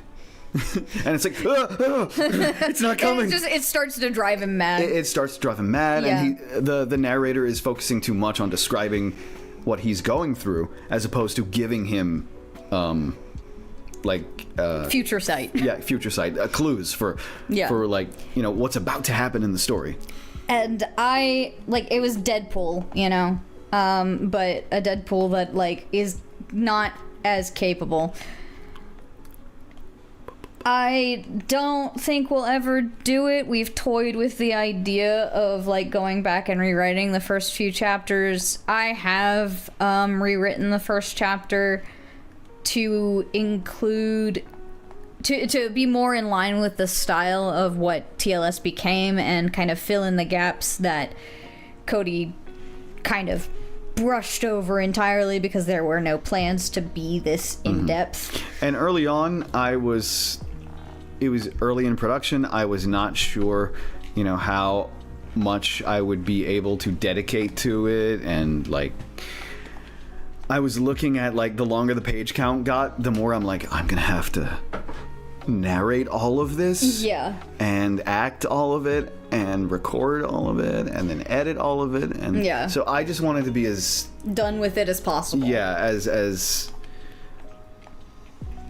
short as possible. Yeah. Yeah. So, it was not like a project that had any intention of surviving the way it has, but we've toyed with the idea of going back and like working those old chapters again, just so that the text is there for anyone who wants to like read a section that's a little more in line with what it becomes, and then like jump into the actual videos. And one of the things that I wanted us to be able to do is include a chapter between the Fab 4 arc and like the really quick introductions to Theo and Mina and like the setting of the stage, and actually getting into the relationship developing between Jazz and Alexa, really establishing like, oh wow, they're a really good team together, and allude a little bit harder to the fact that Jazz could potentially have feelings for Alexa, if not for the fact that she's so doggedly in pursuit of finding the SBK.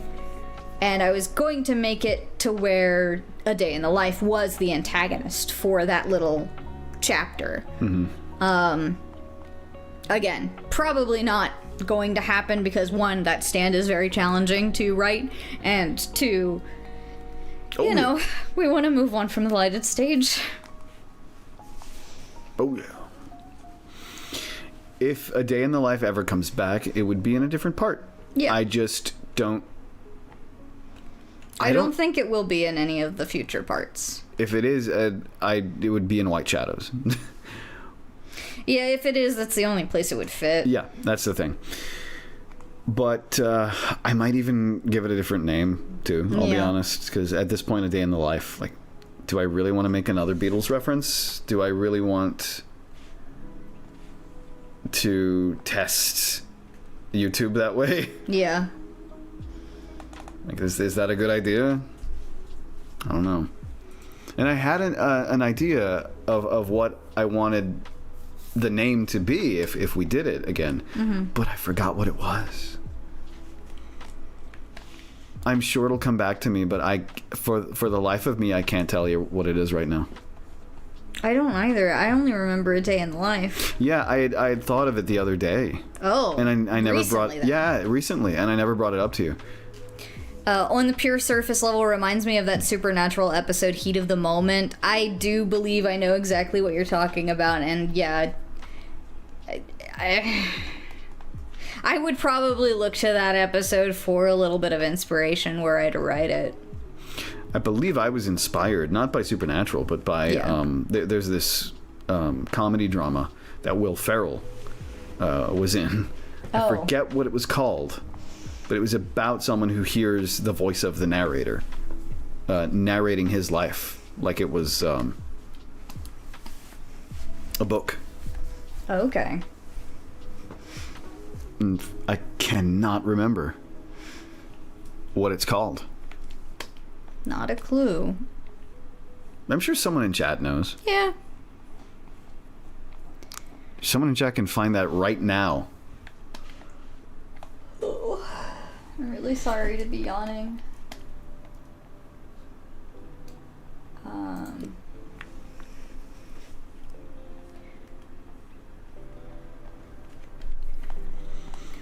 Move as if it was still Euclidean geometry, so the stand heals their cadaver and jumpstarts them, but that person is still gone. They're also 21.3 lighter based on the weight of the soul experiment.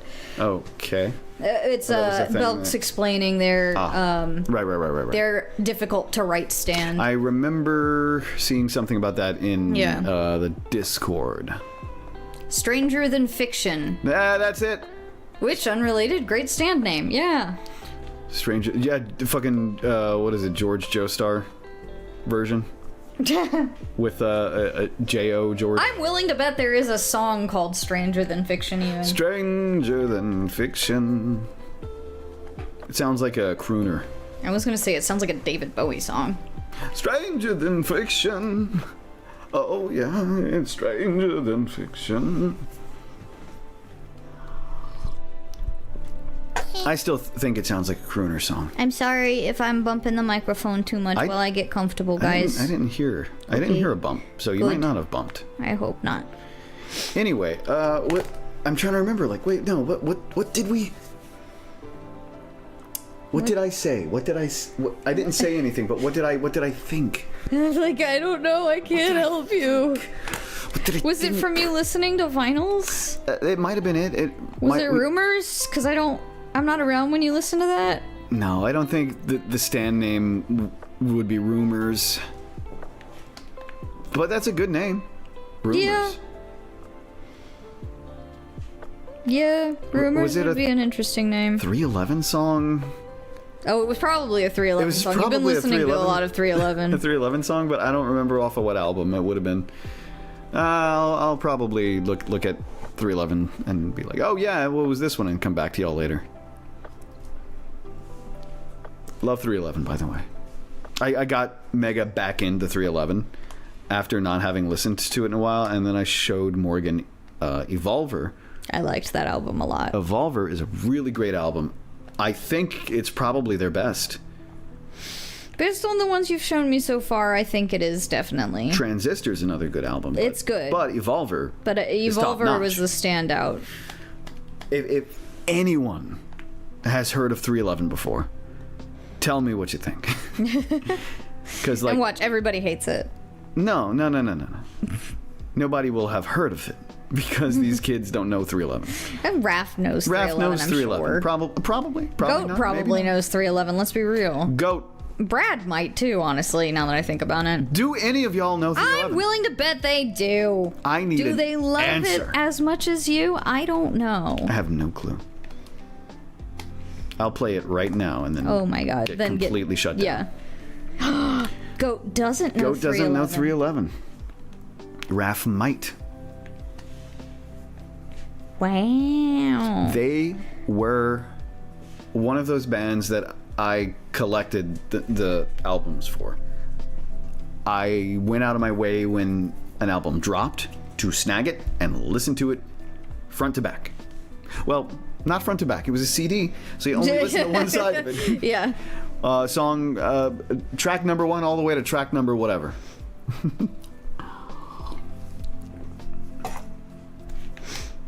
Because that was when CDs came out, too. Yeah.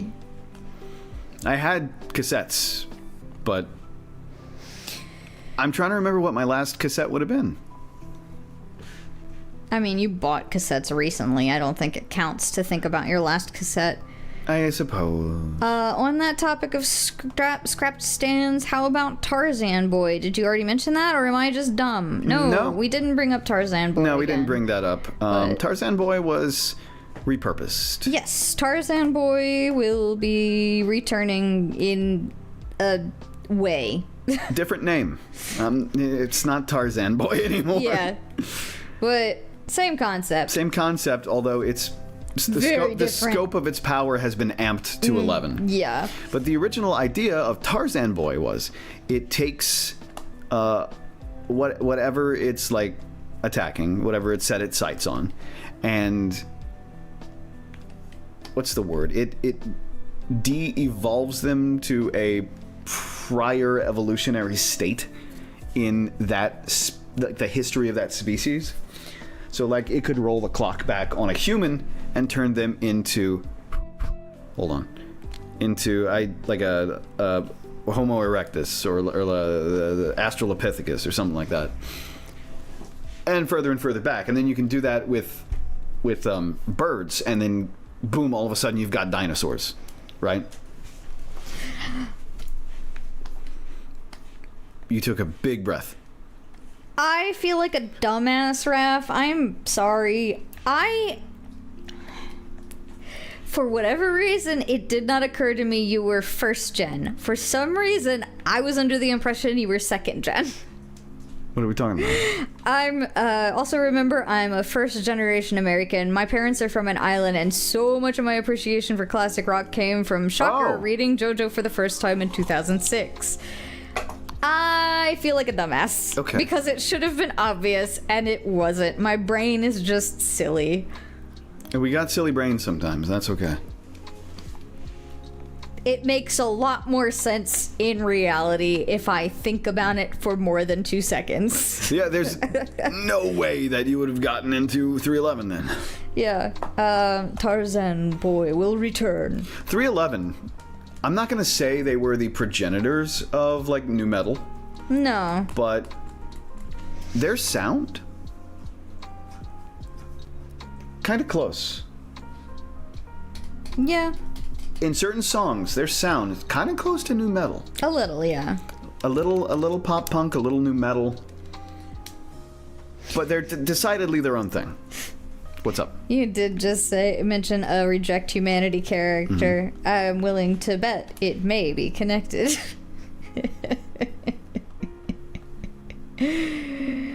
Wouldn't you like to know? I'm not American, and I haven't heard of it either. Well, I hope that if you guys have the time and you have an interest, that you'll check out 311 and maybe find a song that you like, because it's pretty neat. Yeah, I would suggest either starting with self-titled Blue Album or just going straight into Evolver. Yeah. Belks, get your rest. It's very, very early in the morning for you, so sleep. It's Good night. Very early. Made the point of listening to every reference and doing my research and homework and enjoying music critique and history outside of Jojo. Yeah. It's always great when something helps you to expand your knowledge.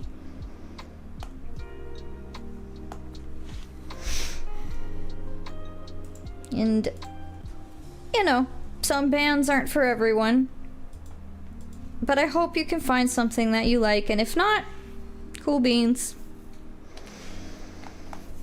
But, yeah, no, I'm not going to say they were influential or they got me through some hard times, but they are a very positive group. Like, you listen to their lyrics, it's very uplifting and affirming. Yeah. So if that appeals to you... It's not a little silly sometimes. They're silly. They can be on the nose. Very, very on the nose when it comes to 311, but yeah. You can't really knock them. You can't really knock them. You might not like the sound, but you can't knock them. People will regardless. People will, and you know, sometimes... Okay, not everyone's a good person.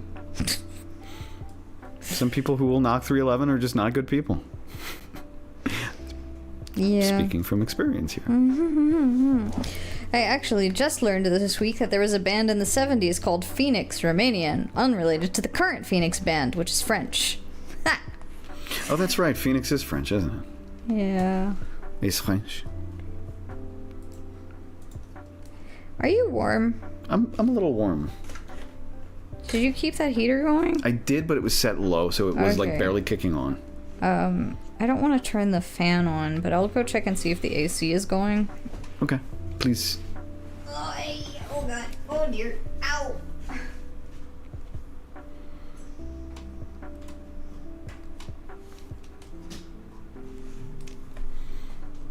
Down is in Tony Hawk, Pro Skater. Is it? Yeah. Was Down in Tony Hawk? Yeah. Know that we have always been down. Yeah, that's 311. Oh, yeah, and everyone's, I'm sure, heard Amber is the color of your energy. That's them, too. That's 311. Yeah. Whoa. Oh, sorry guys. I definitely hit that one. That you definitely I'm sorry. did. That time you did. It's fine. Waves of gold displayed naturally. Dun, dun, dun, dun, dun, dun, dun. That's him. That's them. Whoa!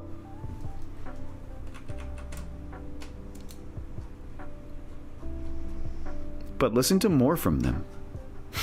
But anyway, there's more. Yeah. I feel like most everyone knows Amber, and that's about it. Yeah. That was like the only song that took, like, they got mainstream attention on. Yeah. It's a good one, though. It's good, but... Yeah. It's a vibe. Ooh. I'm talking about Jojo elsewhere, and it's always funny for me to type out the sentence, my favorite stand is Pearl Jam, which is funny, because I hate Pearl Jam. Yeah. Morgan doesn't like Pearl Jam I don't either, like but like Pearl Jam I in both- like Pearl Jam. I like Pearl In Jam. both regards. I like Pearl Jam just fine. Yeah. For me, it's my favorite stand is Metallica, but I hate Metallica. Oh god, I will never forgive Metallica.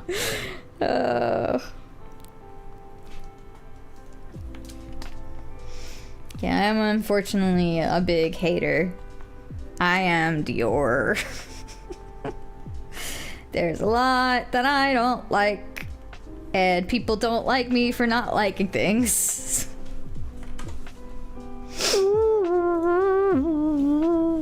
I need to get my color references out. Sound off in the chat if you're still here. I think the one song I can abide by Pearl Jam is probably Even Flow. Even flow, thoughts arrive like butterflies. Jeremy spoken class today. My favorite stand is I Am a Rock, and I like the song I Am a Rock, so like skill issue, I guess. My favorite music reference from Araki is Firestarter to Creamstarter, Yeah. but I hate the stand. I love Firestarter. I love Prodigy? Prodigy. You love Prodigy? I love Prodigy a lot. Smack my bitch up. That should have been. Yeah. That should have just been the name. Because like Creamstarter doesn't make any sense. No. Why would? That's not even a reference at that point, right? It's like Firestarter, Creamstarter. That's not even a fucking reference at that point. Yeah. No, you're bending it too much, Araki. Anyway, you might as well have just called it "Smack My Bitch Up" or some other bullshit from the Prodigy. Who cares? Name it something nonsense then. My favorite stand is Sticky Fingers. Insert gif of Buzz Lightyear in a box, zooming out to show more Buzz Lightyears in a box. I mean, if I have to be honest, Sticky Fingers is probably also my favorite stand, if not actually my favorite stand. No, it's also just a great reference to like Sticky Fingers, and then the album Sticky Fingers having that tactile zipper, the actual like zipper on some of them. I think the original releases had like a functional zipper. Yeah. I was like, that's so fucking cool. That's a great pull. Other than Sticky Fingers, I am a fan of Diver Down. Diver Down is good. Honestly, we just listened to Diver Down for like the first time from like cover to cover, side to side. Yeah. It's a fucking jam, man. Yeah. It was fun. It was Van Halen just having fucking fun. Yeah. And that was neat. Diver Down was a great album. Yeah. I like Van Halen too. Like I have nothing against Van Halen. I love Van Halen. I gotta get my color. My favorite Color stand jam. to possibly have IRL is Harvest, but I hate Shigechi. Bruh, same. Yeah, Harvest would be great. Shigechi, you little fucking... Oh my god. Shigechi. I can't hate Shigechi nearly as much as I hate Koichi, but I hate Shigechi. I hate Koichi predominantly because he is the one who should have gone down instead of Shigechi. Because Koichi would have made the investment into taking down Kira so much more valuable. Because also, look, let me remind you, when Shigechi died, Dipshit 1 and Dipshit 2 were like, huh, where is he? That's weird. And they never were like, we have to find out what happened to him and avenge him. They didn't give a fuck. Shigechi was a special needs kid that they bullied. All of a sudden, you're expecting me to believe that he was some close friend? No. Yeah. He was just someone that they took advantage of, and he was a child. You're like me, where I think Tenten should have died instead of Neji because it would have had the exact same impact, if not a greater impact on the story. Spoilers for Naruto, I guess. Pretty much, yeah. Who cares at this point? Give me Heaven's Door right the fuck now. I mean, I can think of quite a few ways Heaven's Door would really help me right now, and none of them are actually really good and ethical. Heaven's Door is fantastic. Some might argue that it's the strongest stand in the world. Favorite music reference in Jojo, though? Very tough. Maybe Big Mouth Strikes Again. Sumi, Sumi, Sumi, the Smiths Blows, I know. But that's because I kind of predicted the stand's name since I was listening to it when the chapter for it came out. Oh, that's a fun little... I didn't finish this. That's a fun little moment. Yeah, that's neat. But, yeah, no, fuck the Smiths. Yep. Look, there's something about the sound of the Smiths that is like, okay, I can understand. But the problem is every single Smiths song sounds the same.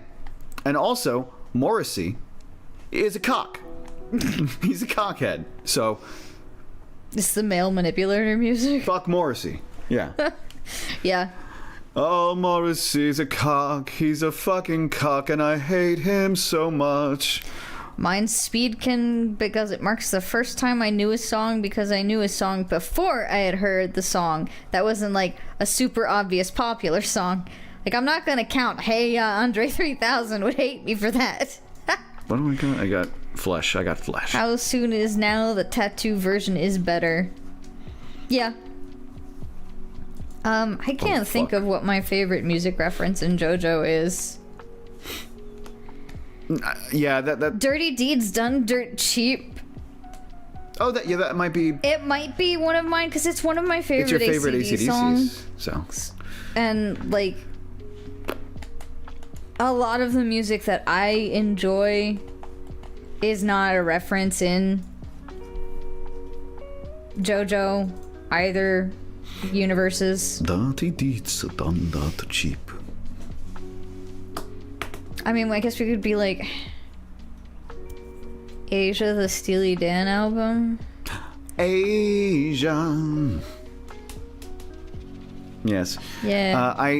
Okay, let's talk about Steely Dan for a millisecond. Okay. I love Asia. I think it's an amazing album. Their debut album, Can't Buy a Thrill, however, really, really fucking good. I think I enjoy it more than Asia, but that's just me. That's not to say that Asia is not good or fantastic. It is. There's something about Can't Buy a Thrill that I really fuck with. I get you. You know I agree, because when we listened to Can't Buy a Thrill, I was really fucking on board. I really enjoyed it. Mm-hmm. Do it again? Do it again. Reeling in the years? Yeah. These songs might be important to me. Maybe. So might Peg. Peg? But that's off of Asia. That is also off of Asia, but also Steely Dan is another band up there. It's like with Rush. Mm-hmm. That's yeah. I only sort of got into them. I'm not going to say recently, but throughout the course of the lighted stage of me making it, I didn't fully get into Steely Dan until making the lighted stage. I sort of discovered them, and I'm like, oh wait, you know what? I really fuck with this stuff, man. So maybe expect some Steely Dan to pop up. Oh. My favorite stand in TLS is Sharp Dressed Man. My favorite music reference in TLS is Virtual Insanity. Nice. Although I think a lot of people would roll their eyes at just the reference of Virtual Insanity in TLS. Don't worry, Hotel California eclipses that. Oh boy.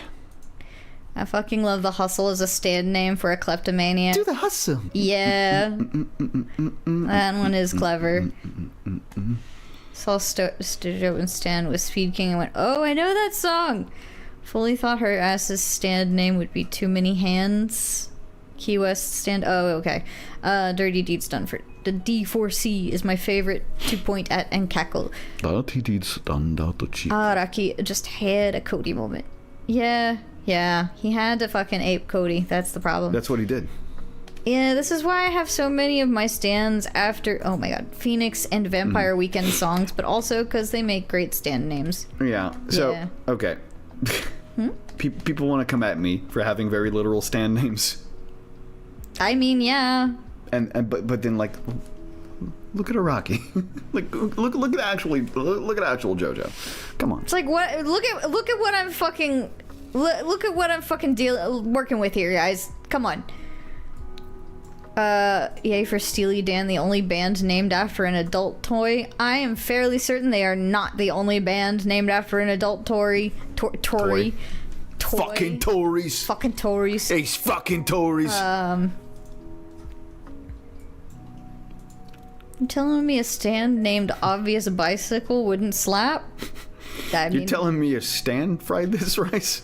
a weather manipulating stand called Ride the Lightning is fun. I like that. Ride the lightning. Northern Lion posting.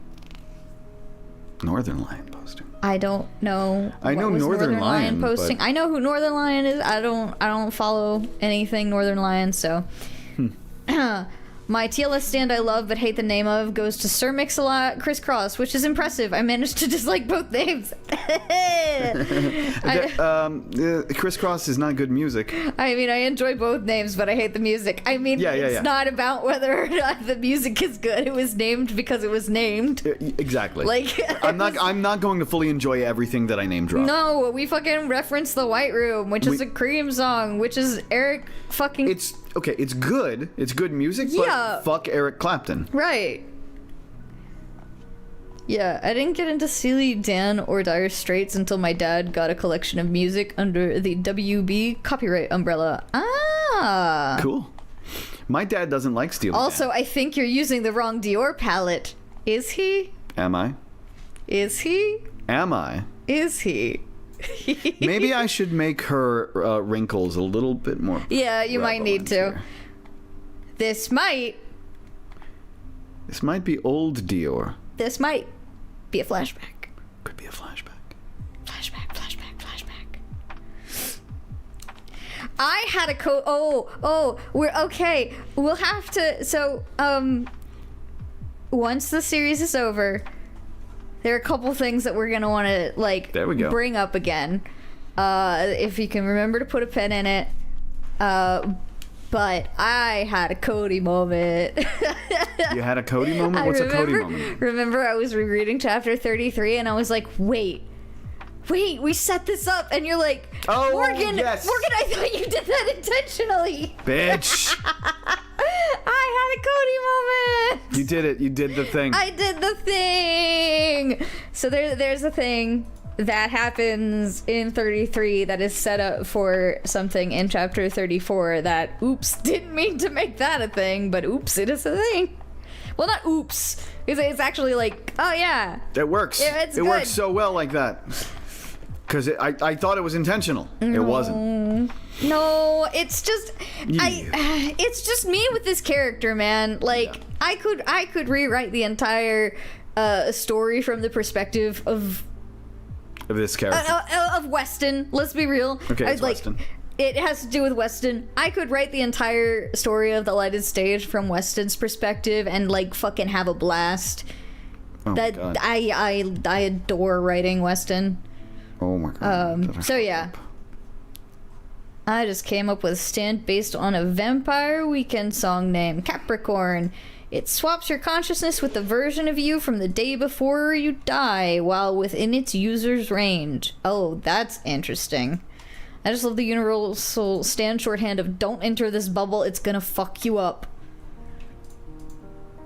Whoops. I was thinking, why is he covering her mouth red? And then I remembered people have lips. I get you. Its lips tick. It's lips tick. There's ticks all over her lips. These are tick bites. Oh Oh She's got Lyme disease. That's how Dior has to go.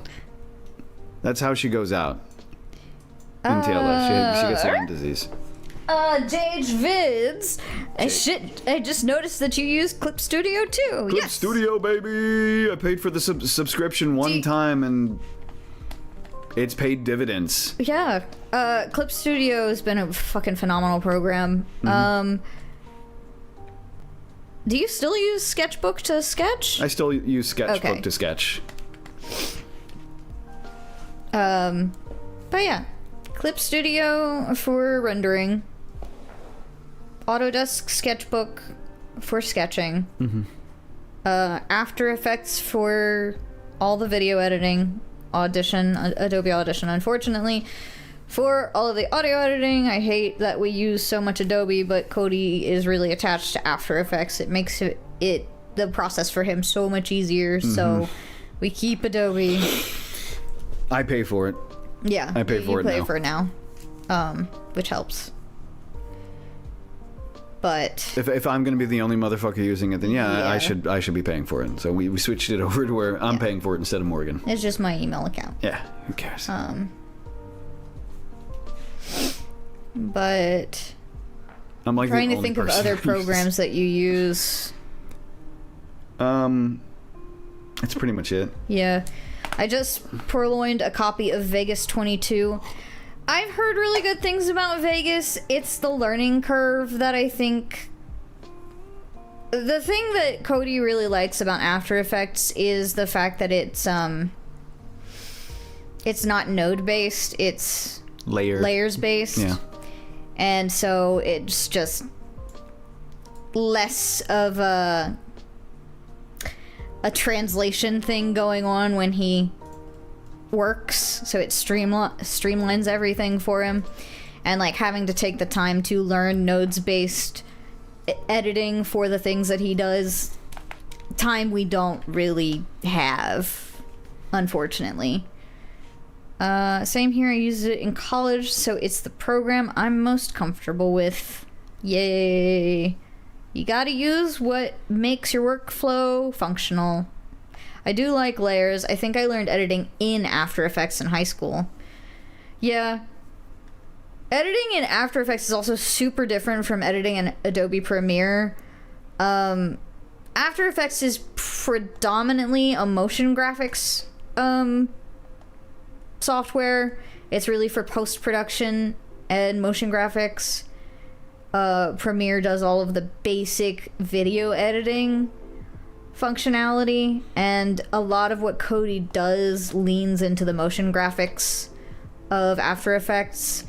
So that's why it's like such a pain in the ass to find an alternative for, because there aren't really any other motion graphics programs. Yeah, because my editing isn't like just simple stuff. It's I have effects. I have like heavy duty effects that I put in, like the even the masking ink drop stuff.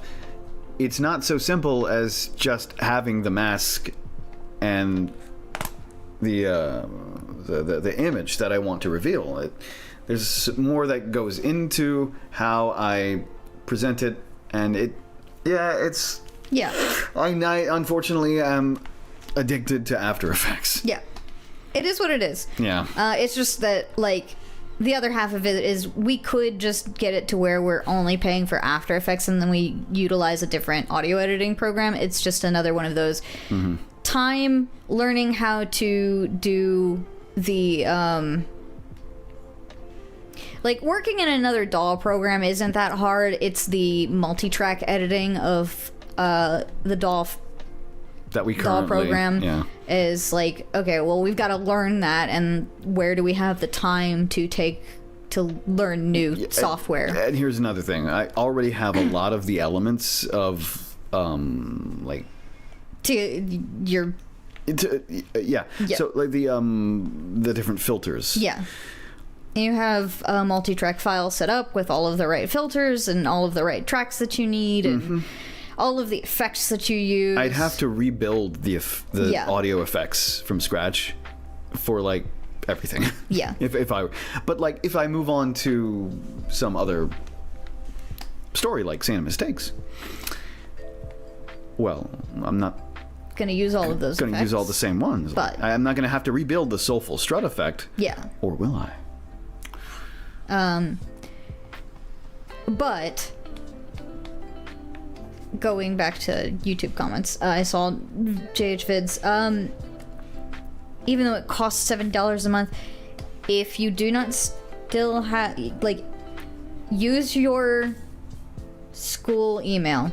If you've been in school, try to get access back to your EDU email. If you cannot get back access to your student email, there are ways you can kind of acquire a student email account, but having a student email account means that you can perpetually renew a student discount for Adobe products. All you have to do is say you're going to cancel your subscription and leave Adobe, and they will take you through the process of being like, no, please stay with us, we'll give you another year of the student discount.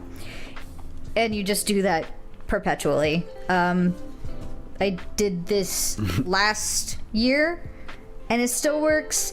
As of about 3 months ago, I saw that it's still working. I can't guarantee that's the case still, but that's the hack that most people use. The day that they take that away and I have to pay full price for this thing is, I guess, the day that I move on to something different. Yeah, or the day that we do just officially learn an audio program that will work, so that the only thing you're having to pay for is Right. After Effects. Well, it's going to be After Effects and, I guess, Media Encoder, because I need that. Yeah. I need that too. I think it comes with the After Effects. Okay, good. It better, because there's for no... it's the only way to export anything. Yeah, because you can't export shit in After Effects anymore. You can export things, but it's in incompatible file. You cannot properly compress shit from After Effects anymore. You used to be able to export in like a compressed MP4. Can't do that in After Effects anymore. You used to be able to. When you first started TLS. Yeah. In the middle of TLS, it stopped doing that. They took it away, and then I had to use Media Encoder, and then sometimes Media Encoder don't work. So what I have to do right now is the dumbest thing in the world. I have to render a full video that is several dozen gigabytes in size as a .mov file, uncompressed .mov file. I take that uncompressed .mov file that is insanely huge, and I open it in Media Encoder, and then from there I bring it down, because for some reason I can't render straight into Media Encoder, because I don't know, it just doesn't want to behave. It's just not functioning the way it's supposed to. It just doesn't want to play. So I what am I gonna do? Like, I'll do it the hard way then, fucker. Yeah. I hate Adobe so much. There are a lot of resources on how to circumvent a lot of fucking shitty subscription models. I highly recommend that however much money you can bleed from a company you do have to pay for, please do find the way, because it is possible. Fuck corporations forever and always. Thank you for reminding me I have to reinstall OBS. And then also I saw Goat mentioning that buying CSP when it wasn't a subscription, refusing to do the subscription for the new stuff on principle. Oh yeah. Yeah, no, no, I'm not doing the sub model for CSP for sure.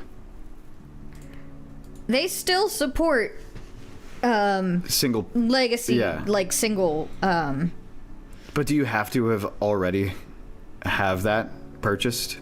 Yeah, you have to have already had it. I think you can still buy one. It's just heavily reduced in features. Everyone is just doing this fucking... No, the subscription model is garbage, but CSP has been pretty good about, like, honoring...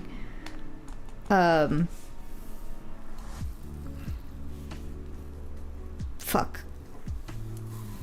What is the word? The one-time purchase. Fine, Fuck if I know.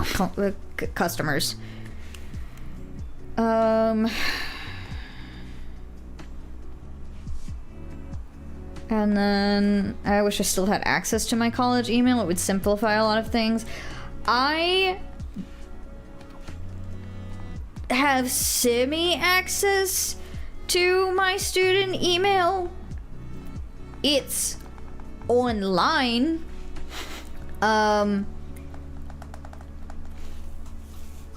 I haven't logged into it in years. Yeah. Like, that's kind of the long and short of it. I can probably log into it. I think I have a password recorded somewhere for it, but yeah, I haven't. I highly agree, and if anyone is ever in a situation where they might need to download a new thing, hit me up. I have enough Humble Bundle software keys that I may legit have a key to something that may be useful. Yeah, hell yeah. My email exists, but I can't actually open it to TFA, which is how I lost access to my Facebook and Instagram. Oh, shit. But I ultimately decided I don't need them. Yeah, God, two-factor authentication, like, yes, great safety feature. Would be fantastic if, you know, in the event that two-factor is, a challenge, having alternatives, or, you know, actually abiding by them, that'd be great. I'm having an issue where my two-factor authentication has been locked out, despite the fact that I have a literal screenshot that I'm referencing of my two-factor authentication details, and I have to make a phone call to get through to an account, and I hate it. Whee! I'm sorry. It's okay. I blame this administration. Don't blame me. I voted for.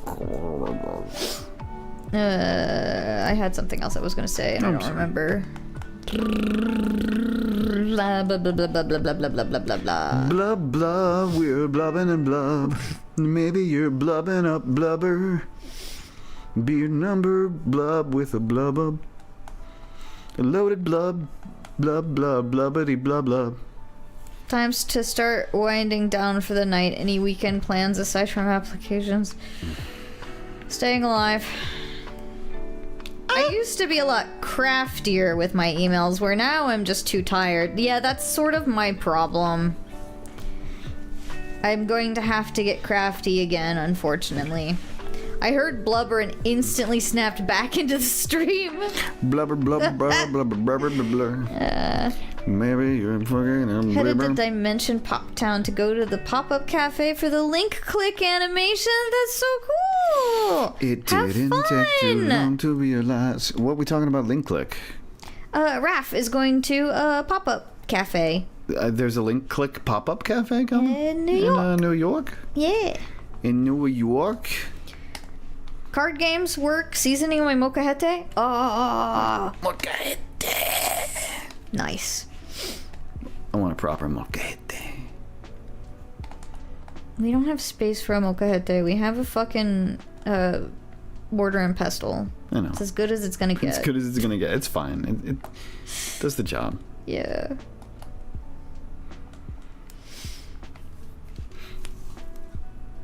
I wish I could remember what I was gonna say earlier. That's kind of irritating. Thanks for the merch push again. Thank you, Romulan. There's a spot if you ever come up here that just does different popular anime pop-up cafes. That's cool. We have a little bit of that. I think just because Crunchyroll is so nearby. That's true. They do a lot of events.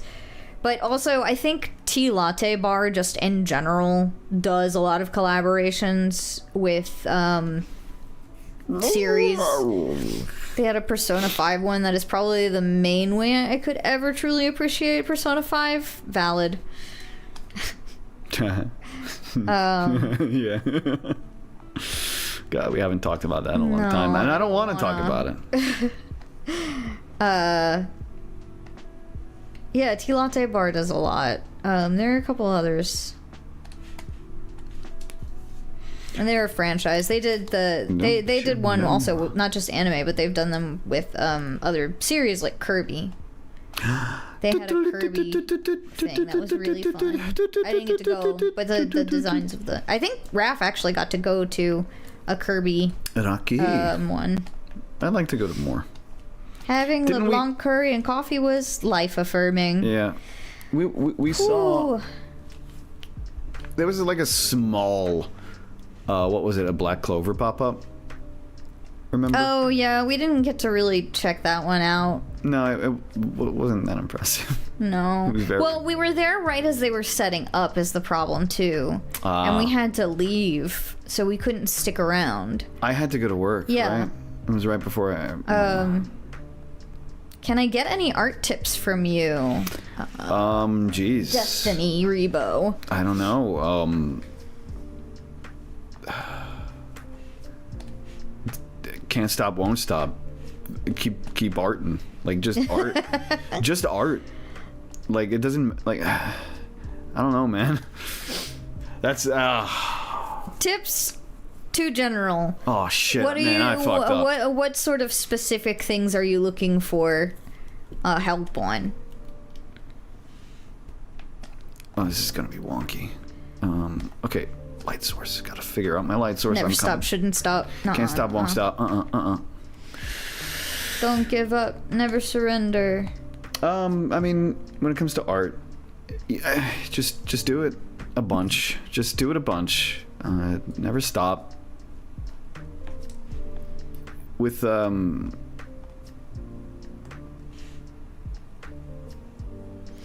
with any exercise, you know, you'll work your muscles, right? Mm-hmm. So keep going. Always draw. It doesn't matter if it doesn't have to be drawing, but it doesn't matter what anyone tells you. If people tell you suck, then you know they can go to hell. Even if you don't like what you're doing, just keep at it. Like Ruff said, hate what you drew, draw it again. Keep drawing it. Is it making you unhappy because you think it can be better? Delete it, draw something else, then go back and draw it again. Yeah. Yep. It's about persistence. That's the word I'm looking for. Yep. It's about just being persistent in this endeavor of making art. You're not going to love it every time, but the more you do it, the less and less you're going to hate it. Yeah. And that means you're improving. I'm not a professor. I never took art classes. Self-taught. I've just been drawing since I can remember, and eventually I came up with the ability to do this. And it's not the most fantastic thing in the world. I'm not going to call myself a master or anything like that.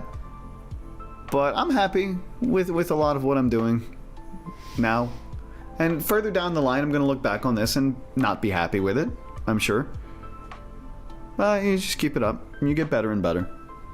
You get more satisfied. I would say... One, there is... I don't know if they call it like the shrimp method. There's a post, I want to say it was maybe on Tumblr, about drawing shrimp. Drawing shrimp, okay. And it was... The method goes, if I remember it correctly... Draw what you think a shrimp looks like. Pull up a reference of a shrimp. Draw directly from the reference of the shrimp. Remove stop looking at the reference of the shrimp and draw the shrimp now from memory using that reference in your mind. And keep doing that. Rinse, repeat. That is probably one of the best things I've ever seen as art advice myself. The other half of it is you're gonna be your own worst critic. Be gentle with yourself. If it's not something you would say to a 3-year-old who's picked up a pencil for the first time, do not say it to yourself. That's good. just be kind to yourself when you draw. Don't try and strive for perfection. Strive for done. Because constantly tinkering with the details isn't how you learn. Completing something and moving on to the next thing to keep up consistency is what is what leads to progress. So like those are just like good life lessons for how to learn to do things, but it's especially useful for art. I feel like that's all great. Yeah.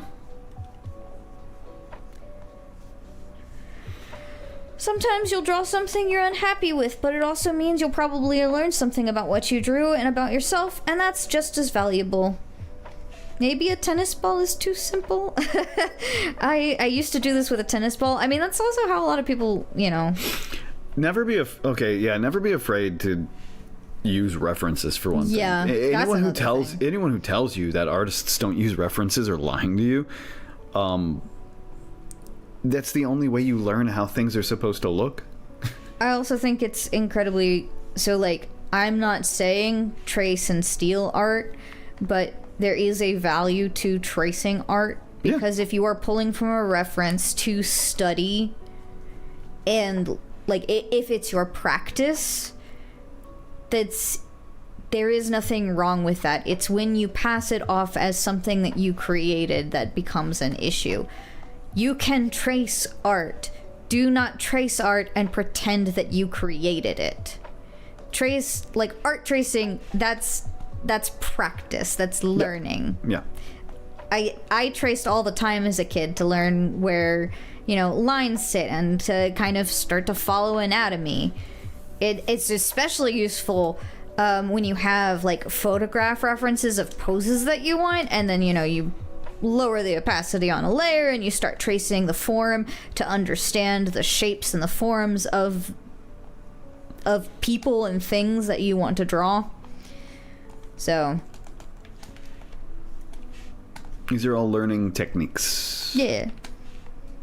Drawing a tennis ball over and over as long as I have has made me really good at shading and perspective. But combining shapes is a weakness of mine, and that's 80% of complex art. Feel that. Tracing is straight up a skill, but call it what it is, and don't take ownership over something you didn't do. Precisely. I think it's really important to understand, to really start understanding, because like there used to be, like when I was younger on the internet and we were all artists, a lot of fucking children who weren't understanding that tracing is stealing, and so a lot of other slightly older children were coming back with, this is theft, don't ever trace, tracing is bad, you're never going to learn if you trace. And it's like, okay, that's not fucking true. You can learn a lot, you just also have to teach people ownership and consent. These are the lessons to take away from it. And now with AI being what it is, it's really important that we emphasize who owns what, who creates what, and what art actually is. Yeah, fair. True. So that's what I would say about that. True. And tracing is a straight up skill also, because like that's what key animators have to do. Like or not key animators, in between animators have to do of key animators' work. They have to understand what they're doing and move on from it. Like it's skill set. There's an entire tool, a light table that is created so that it helps people trace better. Again, it's a skill set. It's something you learn. It's an element of art. It in and of itself is not a crime. It's when you take ownership of what's not yours that's wrong. Yeah. And I feel like most people here absolutely understand this. I don't think anyone here is dumb enough to think that that's an okay thing to do. But, you know, sometimes things just need to be on the record. I feel like a lot of art taught in school or academically put a huge emphasis of not tracing work for the explicit purpose of making it easier to grade assignments. So outside of that setting, you need to be more fluid with the understanding of the use of tracing as an implement of learning. Exactly. Yeah. No, definitely. Blah, blah, blah, blah. Sometimes people surprise you. Yeah. Yeah. Sometimes people. I don't feel good. Yay. I don't doctor feel good either. Oh no. Not like sick feel. What? Please tell me. No. It's just. I think I might need a stretch. Oh, well. How long have we been at this? What's uptime? Uptime. Boop. Boop, boop, boop, boop, boop. Somebody do uptime. You started streaming at 5:30. Okay. It is 8 o'clock. Okay, it's almost 3. 2 hours and 41 minutes. Shit! Okay. Guys, I don't feel so good. What happened? Huh? Wait. No. What? Is this on a different... Wait, did I pick the wrong... I did. What? What the fucking hell? You know what I'd like to do when stream is over? What's that? The lavender sodas. With, milk? Yeah. Ooh, girl. Okay. Well, not milk. It's the half and half. But still, half and half. It's dairy. Yeah. But yeah, just You think you'll be good for it? I think I can do it. You think you'll be good for it? Think you'll be good for it, though? My stomach's been better today. That's good. No more norovirus for you. I hope so. I hope it doesn't pass on to you. Yeah, same. I hope it's all over work. You might not have even had the sickness. It could have just been stress, for all I fucking know. I don't know. It felt like a sickness. I don't think I would have been the way in the state I was physically if I didn't have some kind of bug. Sometimes Jacks will rule the realm. Sometimes... Feel like made some T-bones from my parents, and don't get me started on why I don't like T-bone steaks, but this is low-key one of the reasons. I'm not a big sorry. fan of steaks myself. They're okay, but like I have to do my steaks well done. I don't like the taste of blood. And it's not blood. It doesn't like raw meat. It's raw beef. Okay, no, it's not blood, but it's the element of blood that makes blood taste like blood that gets left behind. So it's not hemoglobin. it's something else. Globin. Globin. Sorry. Slob on the hemoglobin. Globin. Yeah, no, I know. But it's some element in blood that doesn't go away and stays in the steak. So it's the reason why blood tastes like blood. And it's in the steak after the steak is not cooked all the way through, and so it's the taste of blood. Shut the fuck up. Oh, but it's not blood. It's blood. Shut up. Anyways, that's why Cody likes well done steak. Well done, and I'm sorry. And he won't do it anything close to close to pink. I might be able to do medium well. I might be able to, but this is why I don't have steak, because so many people also get really judgy about steak, and I'm like, I can't fucking do it then. Leave me alone. I'm not gonna eat steak. Fine, it's fine. Fucking judgy assholes. You judgy Jasons. I can feel everyone over there judging me right now. Is it bad that there is a part of my soul that believes that you have to pass the sickness on to someone else for it to truly leave you? I know that's not true, but I would love for that to be the case, and I would love for it to be in that very specific place that I'm thinking of in my brain right now. Mm-hmm. That'd be really cool. I think it's there right now. I want to believe. I want to believe. I've learned so much about steak in the past 3 years that I've become a steak appreciator, but with that, I've learned to respect that there's no way to enjoy a steak except dry. Yeah, no, but who likes dry food that isn't like potato chip? Look, if I'm going to enjoy a cut of beef, purely just the beef, I live in Texas.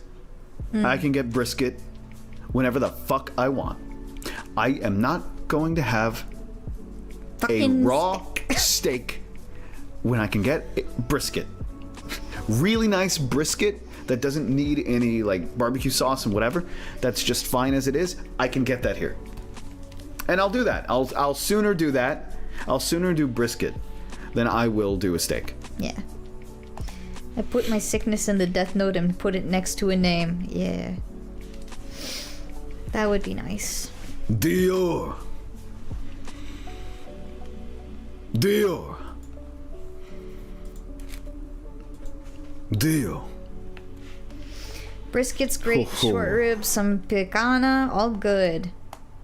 Agreed, says Turquoise Martyr. Agreed? Welcome. I don't know exactly what we're agreeing with. I'm going to assume brisket. And yay. Sure. I can only figure because like that's where the conversation was. That was like the last thing that was really said. I think so, yeah. So yeah, fuck yeah, man. Yeah, fuck yeah, man. Brisket and shit. Oh man. I don't know.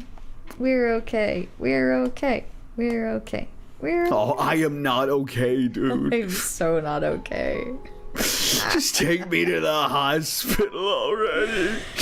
I don't like filet mignon. I find ribeye to be pretty mid, and I don't like T-bones. But I cannot understate Holy how much I shit, love dog. skirt steak. That was me. I'm Oh, sorry. that was you. I thought that was the cat being no, an I ass. accidentally elbowed the poster back here. I thought that was the cat being an asshole.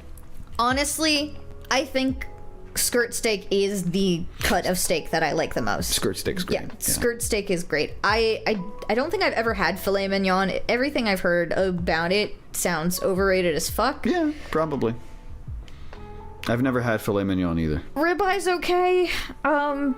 I hate T-bones as well. But yeah, skirt steak, I won't turn my nose against a skirt steak. Skirt skate. I'll only choose Here I am. brisket over it because brisket, but given other options, skirt steak, absolutely. Doing anything I can, holding on to what I am, pretending I am a Superman. Filet's whole high point is how tender it is, but if you know how to make a good steak, tenderness should never be an issue. Steak Opinion fondue. on steak fondue? I don't know what Never steak had fondue it. is, but it sounds like it's steak with melted cheese on it. And that sounds disgusting. It's like, at that point, give me a burger. Just give me a burger, man. Give me a fucking fat cheeseburger that's gonna clog my arteries, dude. The burger Give is me Cody's favorite just food to begin chuck with. steak, fucking ground up chuck burger, dog. I don't know why I'm doing Duffy. I'd rather just make my sauces to not be fully dipped. Yeah. Anyway, I am a quintessential American. Burger, man. Cheeseburgers. Now, if we're talking about other ways to have beef that aren't like steak cuts, or, you know, brisket roasts and briskets and smoked,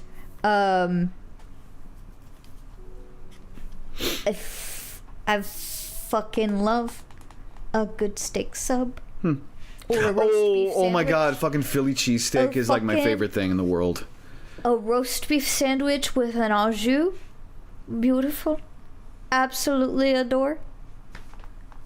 That's great shit. I don't think I've ever had chicken hearts No. before. Yeah, I saw that and I was waiting for you to finish so that I can address I've that. never had it. Neither have I.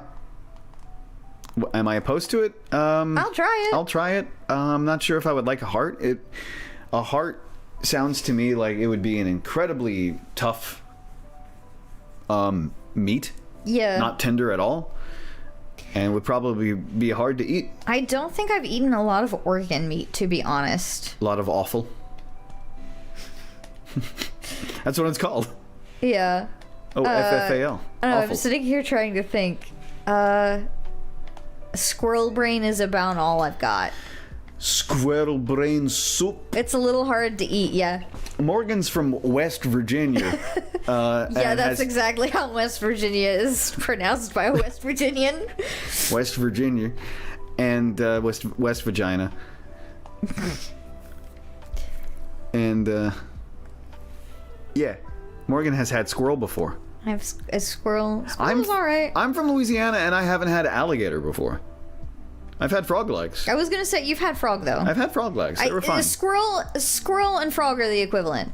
Deer is my gator. Right? Right.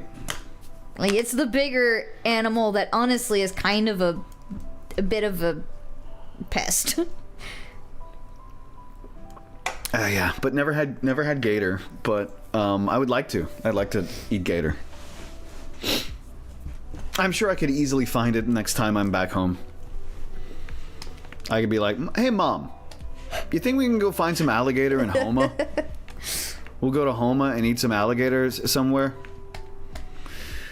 My mom loves oysters though. Yeah. Charbroiled oysters are like one of her favorite things. And I don't blame my mom. I have her tastes when it comes to that. I love charbroiled oysters. If I want my hands on some like right now. Yeah, no, we said that the next time we go back and see your mom, Yeah. we're gonna have to ask her to go out and take us somewhere so we can get some. Gator's kind of like, you know how frogs like a chicken wing? All of Gator's like chicken thigh. Ooh. I love chicken thigh. I would love to try every meat except foie gras. I forget what foie gras is. Yeah, foie gras is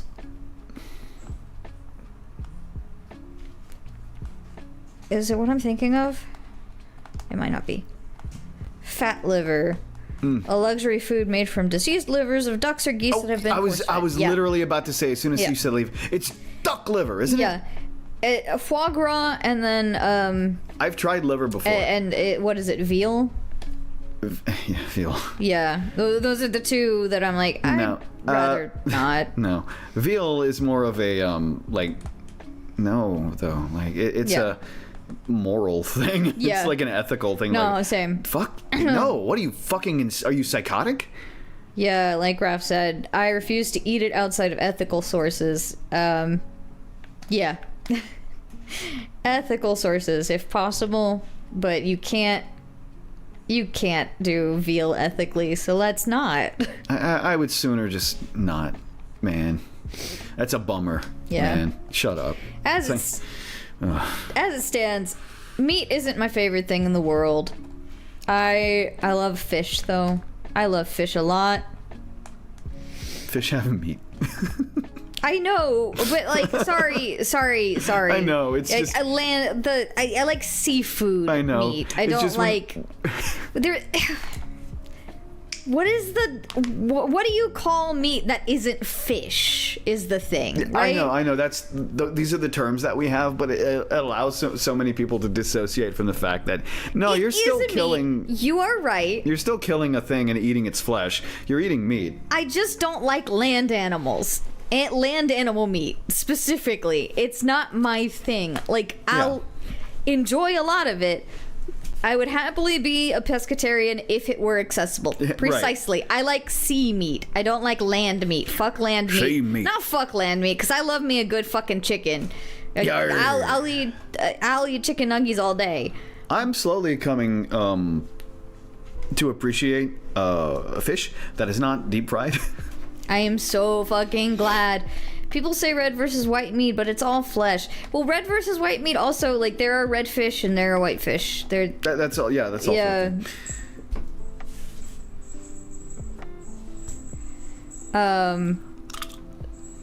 Reno just ran in here, looked up at the ceiling, and then ran outside, and now he's playing with one of the toys, and it really fucking distracted me. Spooky ghost. He's cute. I would show off Reno, but he's out. He's playing with his stuff. Yeah. I love grilled fish, and I feel like I've hit the apex on cooking chicken, but I'll still make it. Yeah. No, chicken is probably the healthiest, land-based meat you can probably have. It's the easiest to access. It's yeah. And it doesn't have the same like fat content that like pork or beef, and like that's where the cholesterol is gonna kill you in the end. I usually make mine in the oven. I don't often fry it. Yeah, we tend to do our chicken, I think, mostly on the stove. I won't say basically pan fry it in the skillet. But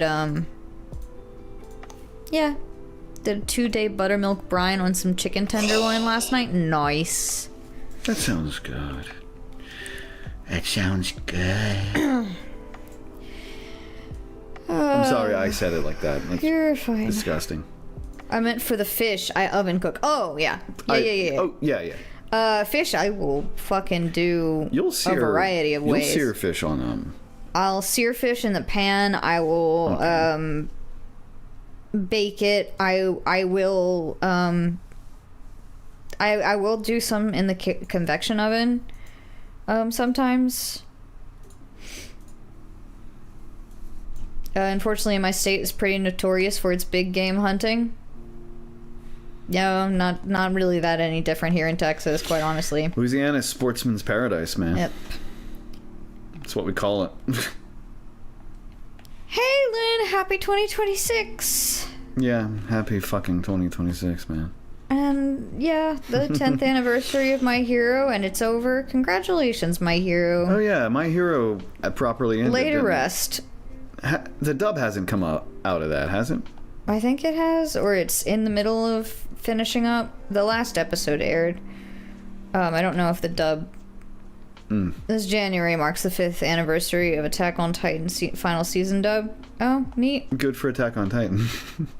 I don't care. You know what's fun for a grill? I say, knowing you probably can't really achieve this, unfortunately, scoring a fish and stuffing the area where the organs were with aromatics and water-based vegetables. Oh, that sounds good. It's good shit. I would love to be able to.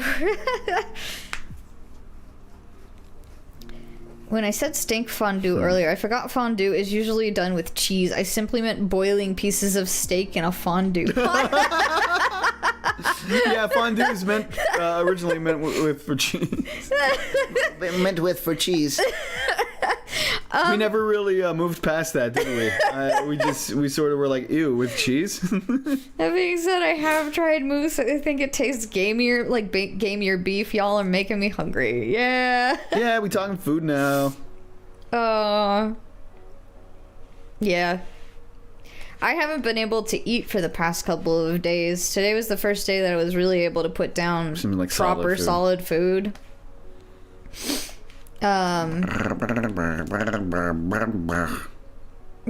I had a hot dog and I had a peanut butter sandwich, which is a huge step for this week. Yeah, and now you're gonna have some. It's not too much cream. I put very little cream. Yeah, no, it's a splash. One of the things that I've figured out how to do is make really nice like Italian sodas at home. We have syrup for our lattes because we have an espresso machine that Morgan thrifted for like $10. So we have a lot of syrup. Usually we have lavender syrup because we like making lavender lattes. What I've been doing is, since we also have a soda stream, I make my soda water and I put some lavender syrup as well as a little bit of vanilla extract together and put that soda water in there, and then top it off with just a little bit of like half and half cream, half milk, just a little bit, and I mix it all together, and it's a nice light little purple concoction. It's fucking delicious, man. It's really fucking good. It's my latest obsession. Yeah. And Morgan hasn't been able to like have it in full with the cream. Since you did it the first time. Yeah, since that first time, and which I don't think you drank it with the cream in it. I did. Did you? I didn't drink it. I took a sip of yours. You took a sip of mine is the thing. Yeah. But I was like, okay, this is nice. I can't do dairy right now because my tummy's too upset. But now. But I think I'm okay. for the moment. Oh, sorry, guys. Fuck. Again. I'm sorry, I keep tapping it. Speaking of hot dogs, thinking of extracting my last 2 wisdom teeth. Oof. Okay, I hope it goes well, because, like, I hated that. But I had all 4 of mine done at the same time.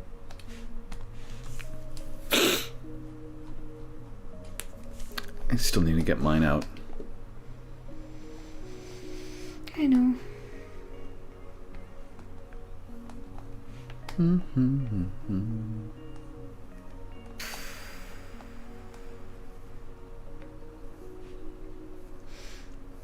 Mayonnaise gets stuck working at McDonald's while Deku is living it up. Neat. Okay. I don't care about my hero anymore. I was in it for like 2 episodes. Yeah. And you were in the movie. yeah, I was in the movie. Briefly. That was Even if it was small. the most recent movie, I should say. You're next. You're next. Ooh, You were the first person to record for it. I was literally the first person to record for Your Next, to the point where it's like all the tracks weren't even ready yet. So I don't think I had the beeps. We really had to like just slap it together and like fly from the seat of our pants. It was kind of funny. I was literally the first person to record on My Hero Academia, the dub of that movie, You're Next. So I was the first person in the booth on that. And that's pretty cool.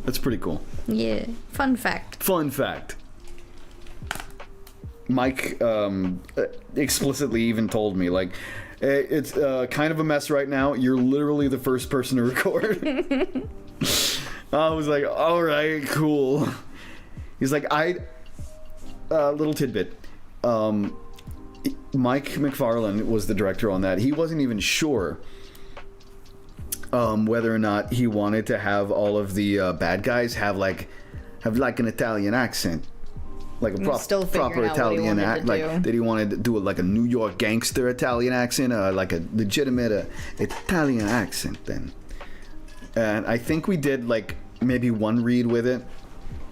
And I think then and there he decided, nah. And then we just went straight, just like, they're just people. They're just folks. They're just folks with regular old American accents. And maybe it was I didn't do a good enough Italian accent at the time. I don't know. I think it was him realizing that like this is too much of a One Piece thing and an old school Funimation thing, and not what Crunchyroll is doing with That's My the Hero thing. thing. And we don't do accent work anymore, like at all in the industry. Yeah.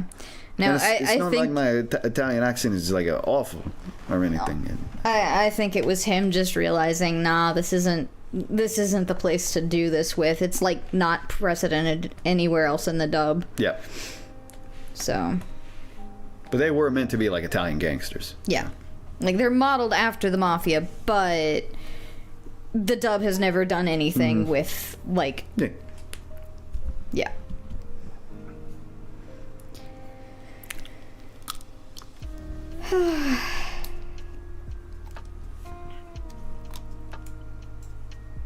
Yeah, big differences between I'm not gonna fucking do it.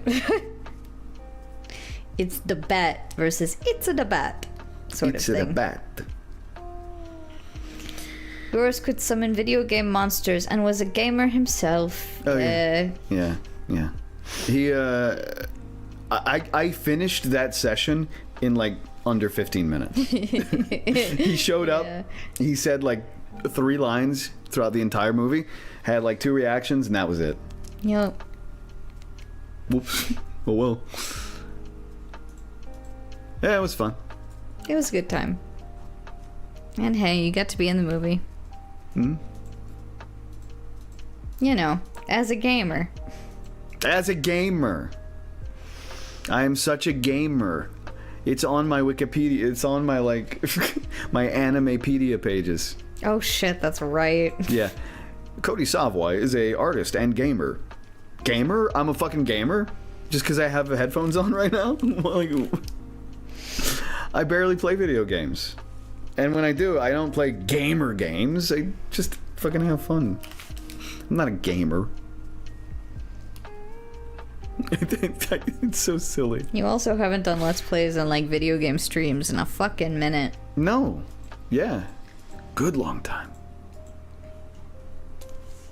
What was the last video game stream I even That's did? not GeoGuessr? Yeah.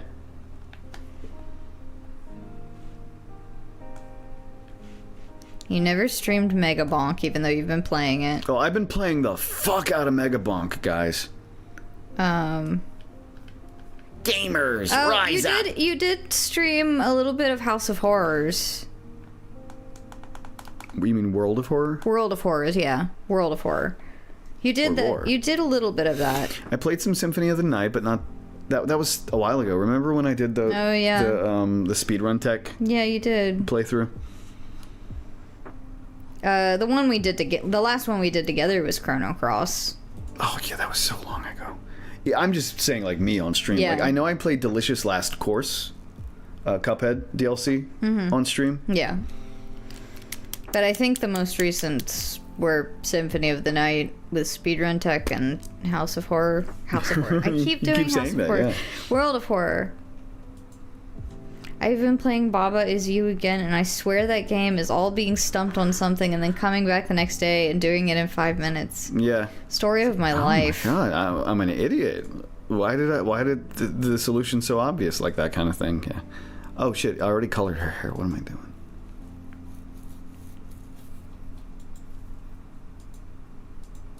I recently got Balatro. You've activated Goat's Trap card. Oh god. Goat, no. Last two things I did were Wario Land 1 and Battlesuit Aces. Nice. I'm trying to remember if... No, when I played all the way through Mario 64, that was before... That was before the Symphony of the Night thing. Symphony of the Night thing, I feel like, was in this apartment. I think so. It was either in this apartment or it was in last. But I think it was here.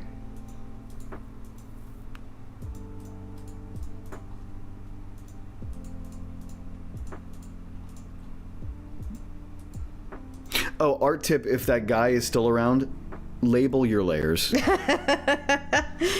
If that guy that was asking about how do art, Art tips. Yeah. label your layers. Asshole. I'm going through and clicking them on and off to see which one's which. And I never learn. I will never learn. If you don't label your layers, then at the very least, every time you create a new layer, make sure that it is sequentially in a place that makes sense to you when you come back to it. So like hair on a top layer in the top area, The top. but like shoe colors near the bottom area. Line art, very, very, very, very top. Or very, very, very bottom because you're coloring within the lines. However you do it, you shouldn't do it that way, but... Salami layer. yeah. According to my research, all great artists don't label their layers. According to my research. Yes. According to your research, you are correct. Most artists do not label their layers, but they still have the advice of please label your layers. It will save you the headache that I am having at this very moment. You see, I have a bad habit of making my life harder for myself than it needs to be. You want me to get you more coffee or do you want water? Coffee. Coffee, please. Ow, ow, ow, it's hot. Coffee, please. Label your layers. Do as I say, not as I do. It's always, I'm gonna layer my layers next time. I'm gonna label them next time. I'm gonna be good. I'm gonna be good. I promise. I don't want to be bad, but the parasites make me not want to label my layers.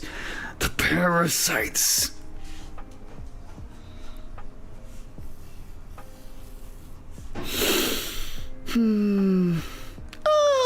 Lasagna. Spaghetti.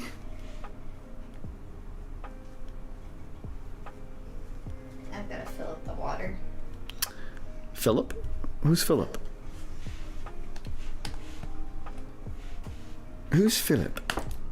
Prince Philip?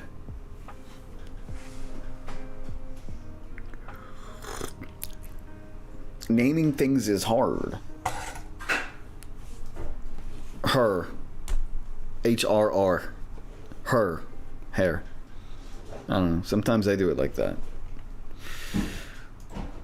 Most of the time I don't do anything. And I'm an asshole. And I have layer 25. And I'm, okay, what's layer 25? Oh, really? It's that?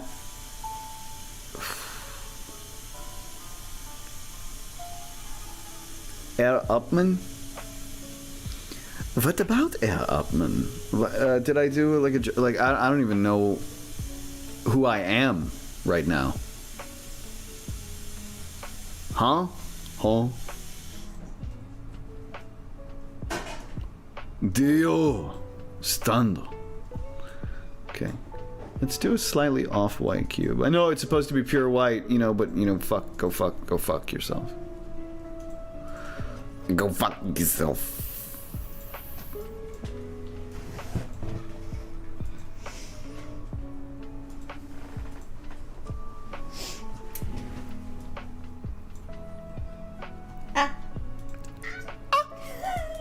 Reno! Did y'all hear that? Reno, say it again. Oh no! Baby boy! I didn't mean to spook you. Say something though. Reno. I was gonna say, careful!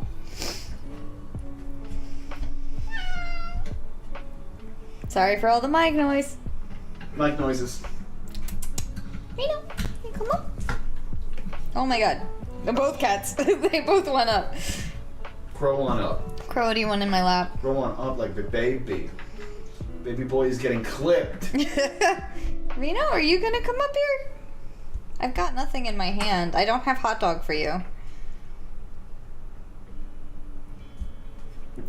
Why did they both do Sorry, this? I have to re-secure my microphone because it started slipping off. Le kitty. Le kitty, hummus is home. Hummus? Oh, hummus now. Hummus is home.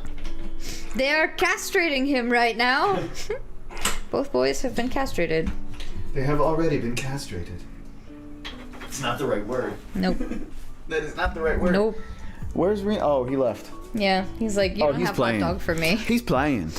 You don't have hot dog. I go play now. Reno, crow, crow, crow, crow. Let Reno play. Crow. Crow, come here. Oh, whoa. Reno keeps thinking I guess I have treats when I do that. I'm sorry, buddy. Crow. Devious court eunuchs. Crow. Crow. Turn around. Turn around, you piece of shit. Hey, piece of shit. Hey, turn around, you. Okay. Hey. Come here. Hey, Crow. Come here. There he is.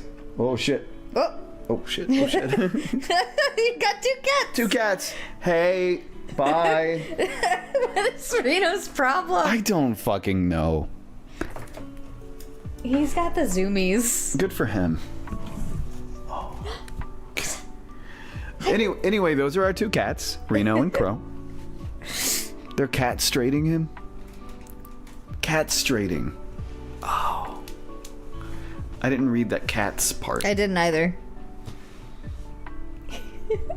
Your eyes are so big. He's so stupid. He's very stupid. He has nothing going on in that head of his. I love him.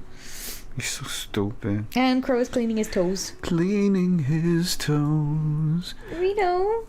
What are you doing? Roses are getting clean. See, you're gonna hop up on the back of the chair, but I'm not gonna be happy because you're gonna try scratching it. Oh, the baby cat! Oh, I'm sorry. Oh, the baby cat's being the cutest. Oh my god, these little ones! Ah! Stream is not safe from Cats 2019. None of us are safe from Cats 2019. Gotta put the reference in though. Or it's, who's making the list? Who's making the days until Cats 2019 reference list? What? Sorry, I'm checking out the clip that Raph made. Can you hear her?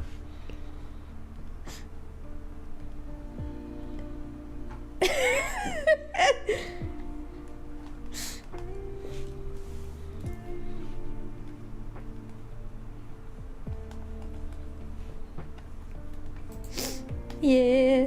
I'd grab when they were on cam, but I was focused on getting the first noises. Yeah. Yeah. Yeah, the noises were all Rito. And, yeah, I've told you about the Cats 2019 bit from Drawfee, right? You have. Yeah. You've told me that, yeah. Yeah. Man. I swear to God. I haven't gotten to watch any of this stream because of the setup currently.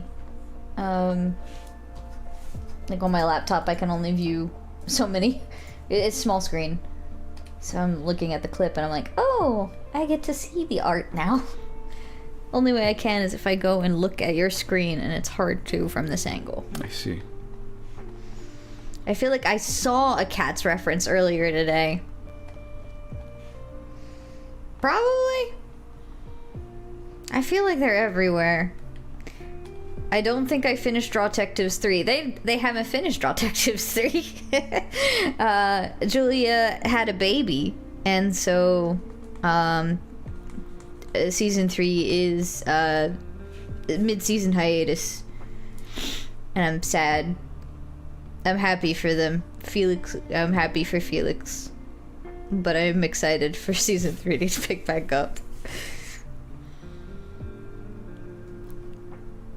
Yeah, I think I saw like a heaviside layer. Right, yeah. Julia had baby.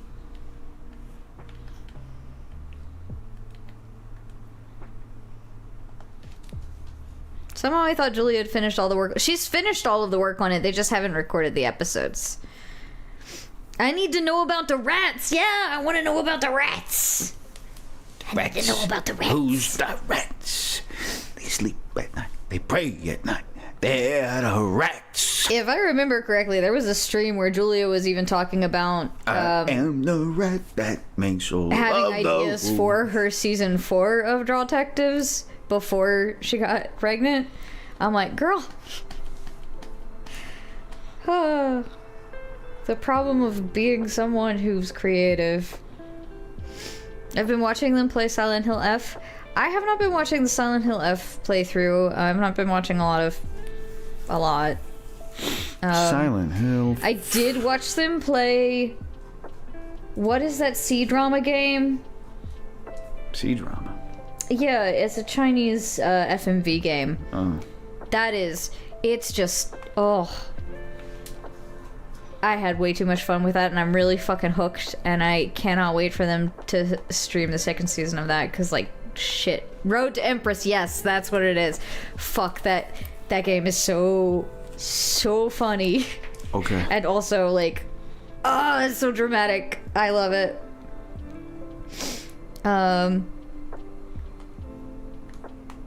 Game is hysterical. Oh my god. How many times can you die by soup? Soup! Oh.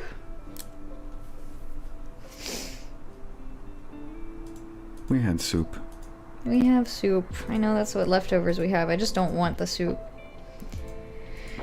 Sorry, there's only so much time. I watched Jesse Cox play Road to Empress, weirdly enough, and also the C-drama game that is about getting revenge on gold diggers. I might have to fucking watch that, because I had way too much fun watching Road to Empress. I'm like, I really dig this C-drama FMV shit. It's Now, quirky. I ain't saying she's a gold digger. But she ain't messing with no broke. I hope y'all didn't think I was gonna say it. No. Doing a month-long Jojo challenge called Stanjuary for the first time in a few years, and I almost forgot about it on day 1. Oh no! That sounds like the work of an enemy stand user. There's your stand of the day. Figure out what that gets a name of. That one FMV game is literally Count of Monte Cristo with Crisco. Oh my god, the Count of Monte Cristo.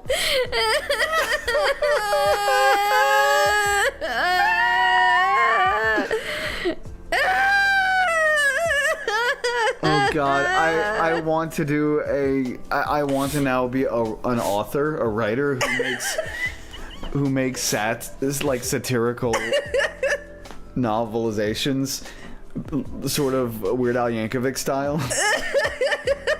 The Count of Monte Cristo. What is that about? I don't know. Sorry. Okay.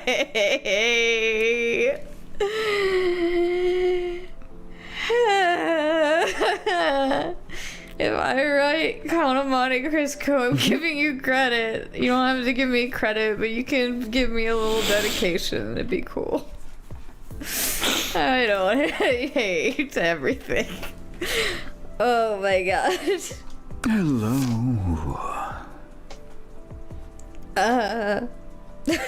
She crazy. She's a crazy bitch. She fucks so It's good. Willy Wonka meets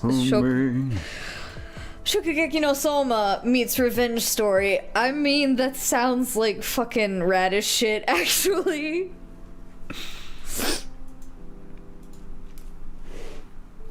Oh.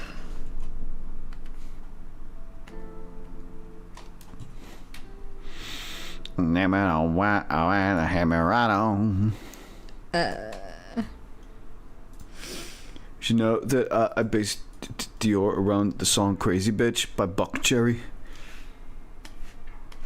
You didn't, though, did you? No, I didn't. Okay. I'm like, wait, Like, how- if that was the case, you never told me. Yeah, how dare you make that reference?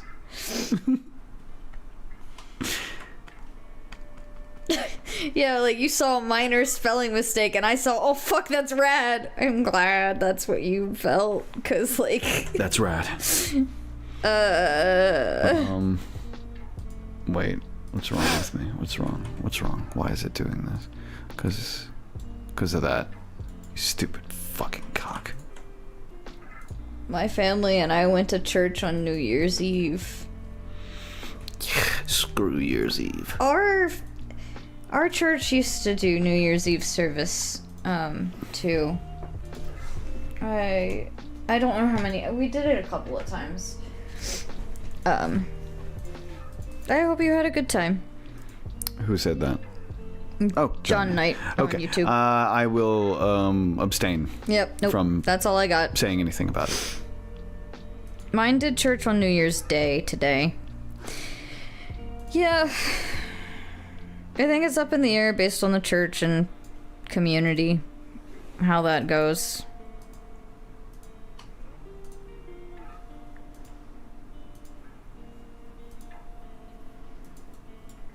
Today's Thursday, right? Yeah. Okay. Yeah. I've got a Casio.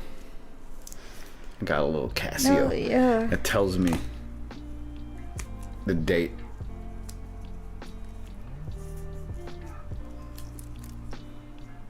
It's a cool little thing. Focus. Look at that. It tells me the time. Tells me the date. Tells me the day of the week.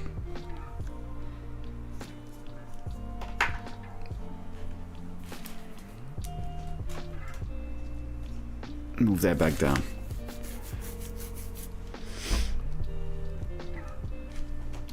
The last thing I saw on Secret Sleepover was Observation Duty 8, but I had to stop because Jacob and Julia immediately started talking about gameplay elements of Clair Obscur.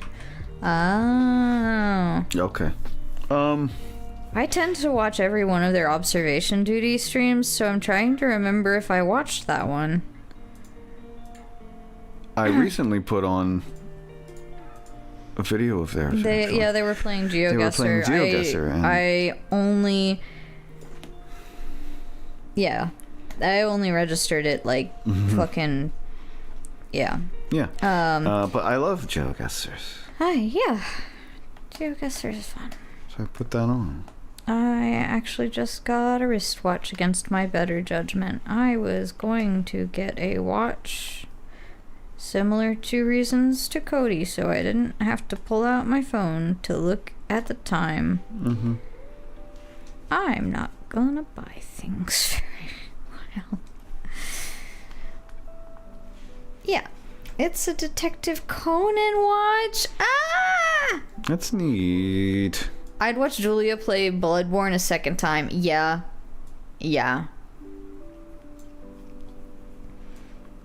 I don't remember if you ever watched Julia play Bloodborne. I don't know if I have. Maybe I started it at one point. I feel like you started it. I don't know if you finished it. Yeah, because I think it was ongoing. Yeah. And I just never kept up with it. Yeah. But I know I watched it all the way through. I don't remember a lot of it, but it was good. Okay. I have a pocket watch though, which is a Bloodborne one. It's the Celestial Clock Tower clock face. Ooh. Neat. I do love pocket watches. I was gonna say I do love Bloodborne. I know. It's one of my top 10 video games of all time. What is it about video games that we'll never get more of and just have to be satisfied with what we have being like our jam? Bloodborne, Disco Elysium, fucking Breath of Fire. Breath of Fire. Never gonna get a Breath of Fire again. Thanks, Crapcom. What the fuck was that? So like Wario Land 2? Yeah.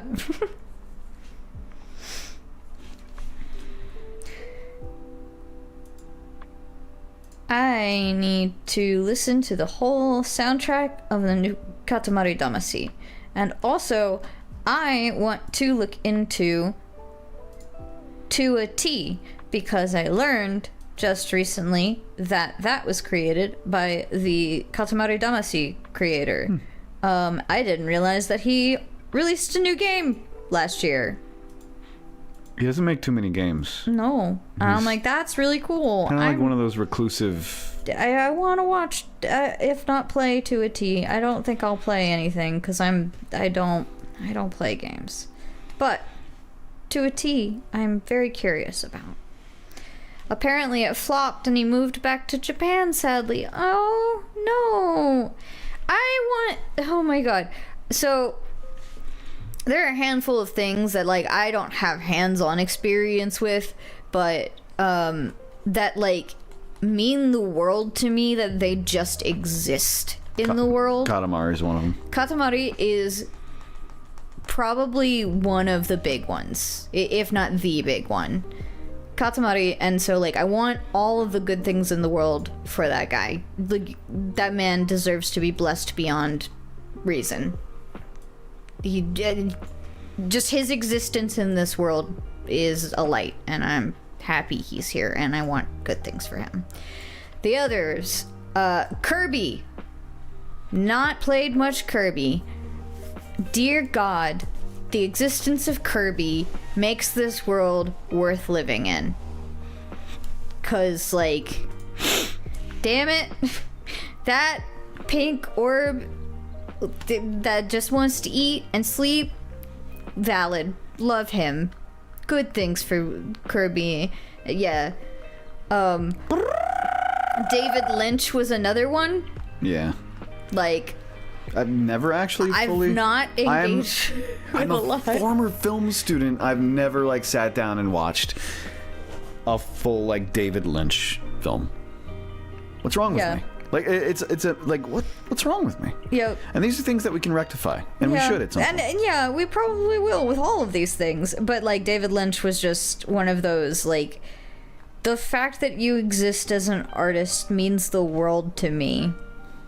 And I don't ever want to be in a world or universe or timeline in which you have not gotten to create the things that you wanted to make. Go out and just do it. Make the thing. Yeah. Who cares what people think about it? Just do it. Make it.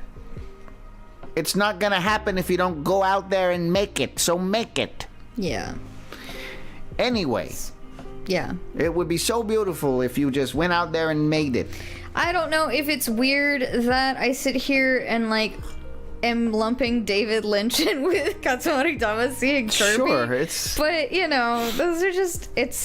There's a lot of stuff out there that, like, I'm probably never really going to get invested in, but I take solace in knowing that they're a good, like, a net good in the world. And that was in fact me with Satoshi Kon's work. Satoshi Kon is definitely another one that I'm like super fucking inspired by the existence of this person. And Kirby helped you stop having existential nightmares. That's wonderful. It makes me really glad. I have not stopped having them. I have a bad habit of having lots of existential nightmares. I would like it if Kirby would come and eat mine. That would be really great. I learned that I'm probably better off never watching Cronenberg also. The Fly is Cronenberg? Is that... The Fly was Cronenberg. I guess I can do without it.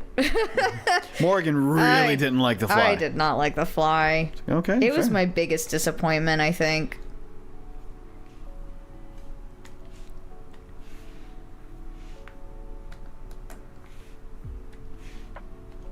Yeah, The Fly was a big disappointment. This looks awesome. Thank you, Gathering Hall. Cody is really cool. Thank you. You don't have to say any of that. Well, it's your art, so why am I thanking them for me? I don't know. Yeah. Thanks for coming by. Thank you for showing up. Yeah. What? Fuck. Shit. Okay. Putting in texture work right now, and that's pretty much it. Okay. Yeah, we'll probably need to wrap up soonish. Yeah. Okay, I'm just blah, blah, blah, throwing some shit down. I'm not gonna make promises on when the next stream will be, but more will come. Mm-hmm. And when we wrap up, we'll do some like link dropping and stuff. Kirby is my friend. It doesn't matter if Kirby's never met me or will ever meet me. I'll die before the possibility of Kirby ever being a real thing even becomes a possibility. But in spite of that, Kirby is my friend, and Kirby will always be my friend no matter what. And Kirby wouldn't want me to be scared or sad. And that just rocked me out of it. That's sweet. That's adorable. I love that. Kirby Superstar Ultra is a good co-op game if you ever feel like playing it. Yeah.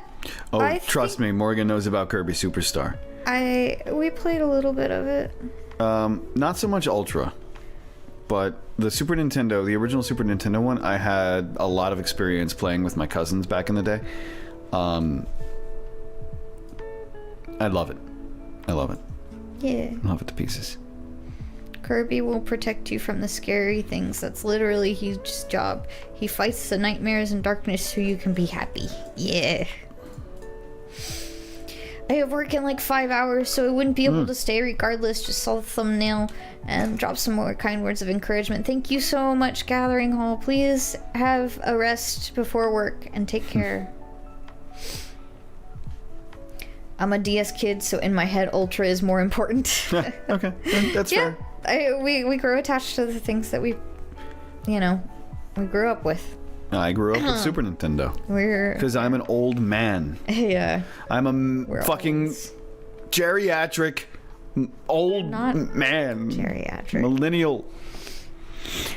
I'm old. I have gray hairs.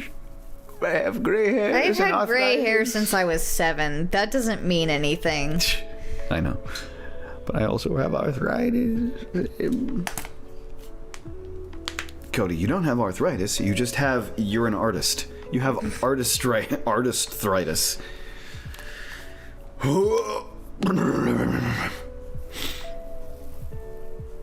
Okay. Not quite ready yet. I'm getting close, though. Where is her flesh? Her links. Flesh. Oh, sorry.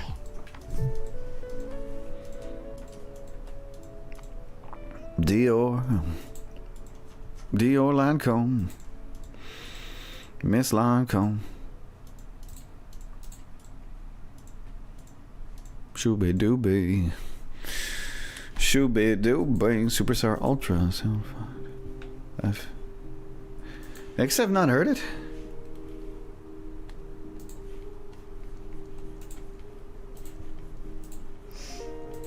Next time we stream, we will have it to where, at least on Twitch, you will be able to use the bot to get links to the Discord as well as the merch store.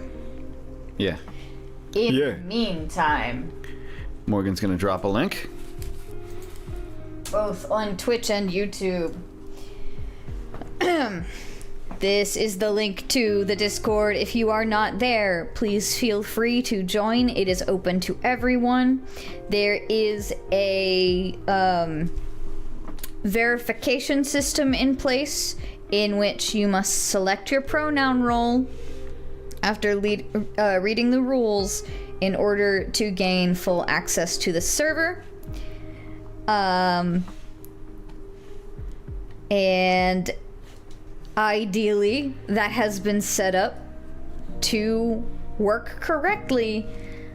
If there are any problems with it, let us know. Either there are ways you can reach out to Cody and I. We're on Blue Sky. I believe there's contact access to some of our links. You can always drop a comment on YouTube. Yeah. Or send a DM on Twitch or YouTube. Twitch especially, I think, does DMs. I am I'm really hoping that I did it right. Yeah, Rev, I'm sorry you watched the rules spring cleaning live. I am so tired. I kept fucking that up a lot. Yeah, if there's an issue with the pronoun selection, do let me know. So far, so good, it seems. I think I got it right. It's all functionally the same. I didn't realize until Brad pointed out that I had knocked off the ability to read message history in some of the new channels. And so I might have fucked something up in people's ability to see the right channels. So, when you enter the Discord, sorry, I am taking way too long to get around to saying this. When you enter the Discord, if you are brand new to our Discord channel, sweet. Okay. If you are new to our Discord and you've clicked the link, you should have access to only limited channels. The main one that you need to look at is the Rules and Roles channel. That will give you the breakdown of how to abide by the rules of our server, but also specifically the pronoun role. It is at the very bottom of the server of that channel. You will select the pronouns that you would like to be referred to as in our server, and it will give you full access to view the rest of all of the channels. Yeah, grammar, words. I'm doing fantastic. Really sorry. I'm petering out here. It's okay. We are pretty much done. So yeah, that's the Discord link. We'll stream again soon. Let me do one last thing. Copy link for the YouTube crowd. Our merch store link is there, and we are good. that's it. Okay. I'm really sorry. Have a good night and Happy New Year. Good night and Happy New Year. We have to go. It is time for us to go. The end. Farewell. How many other ways can I say good?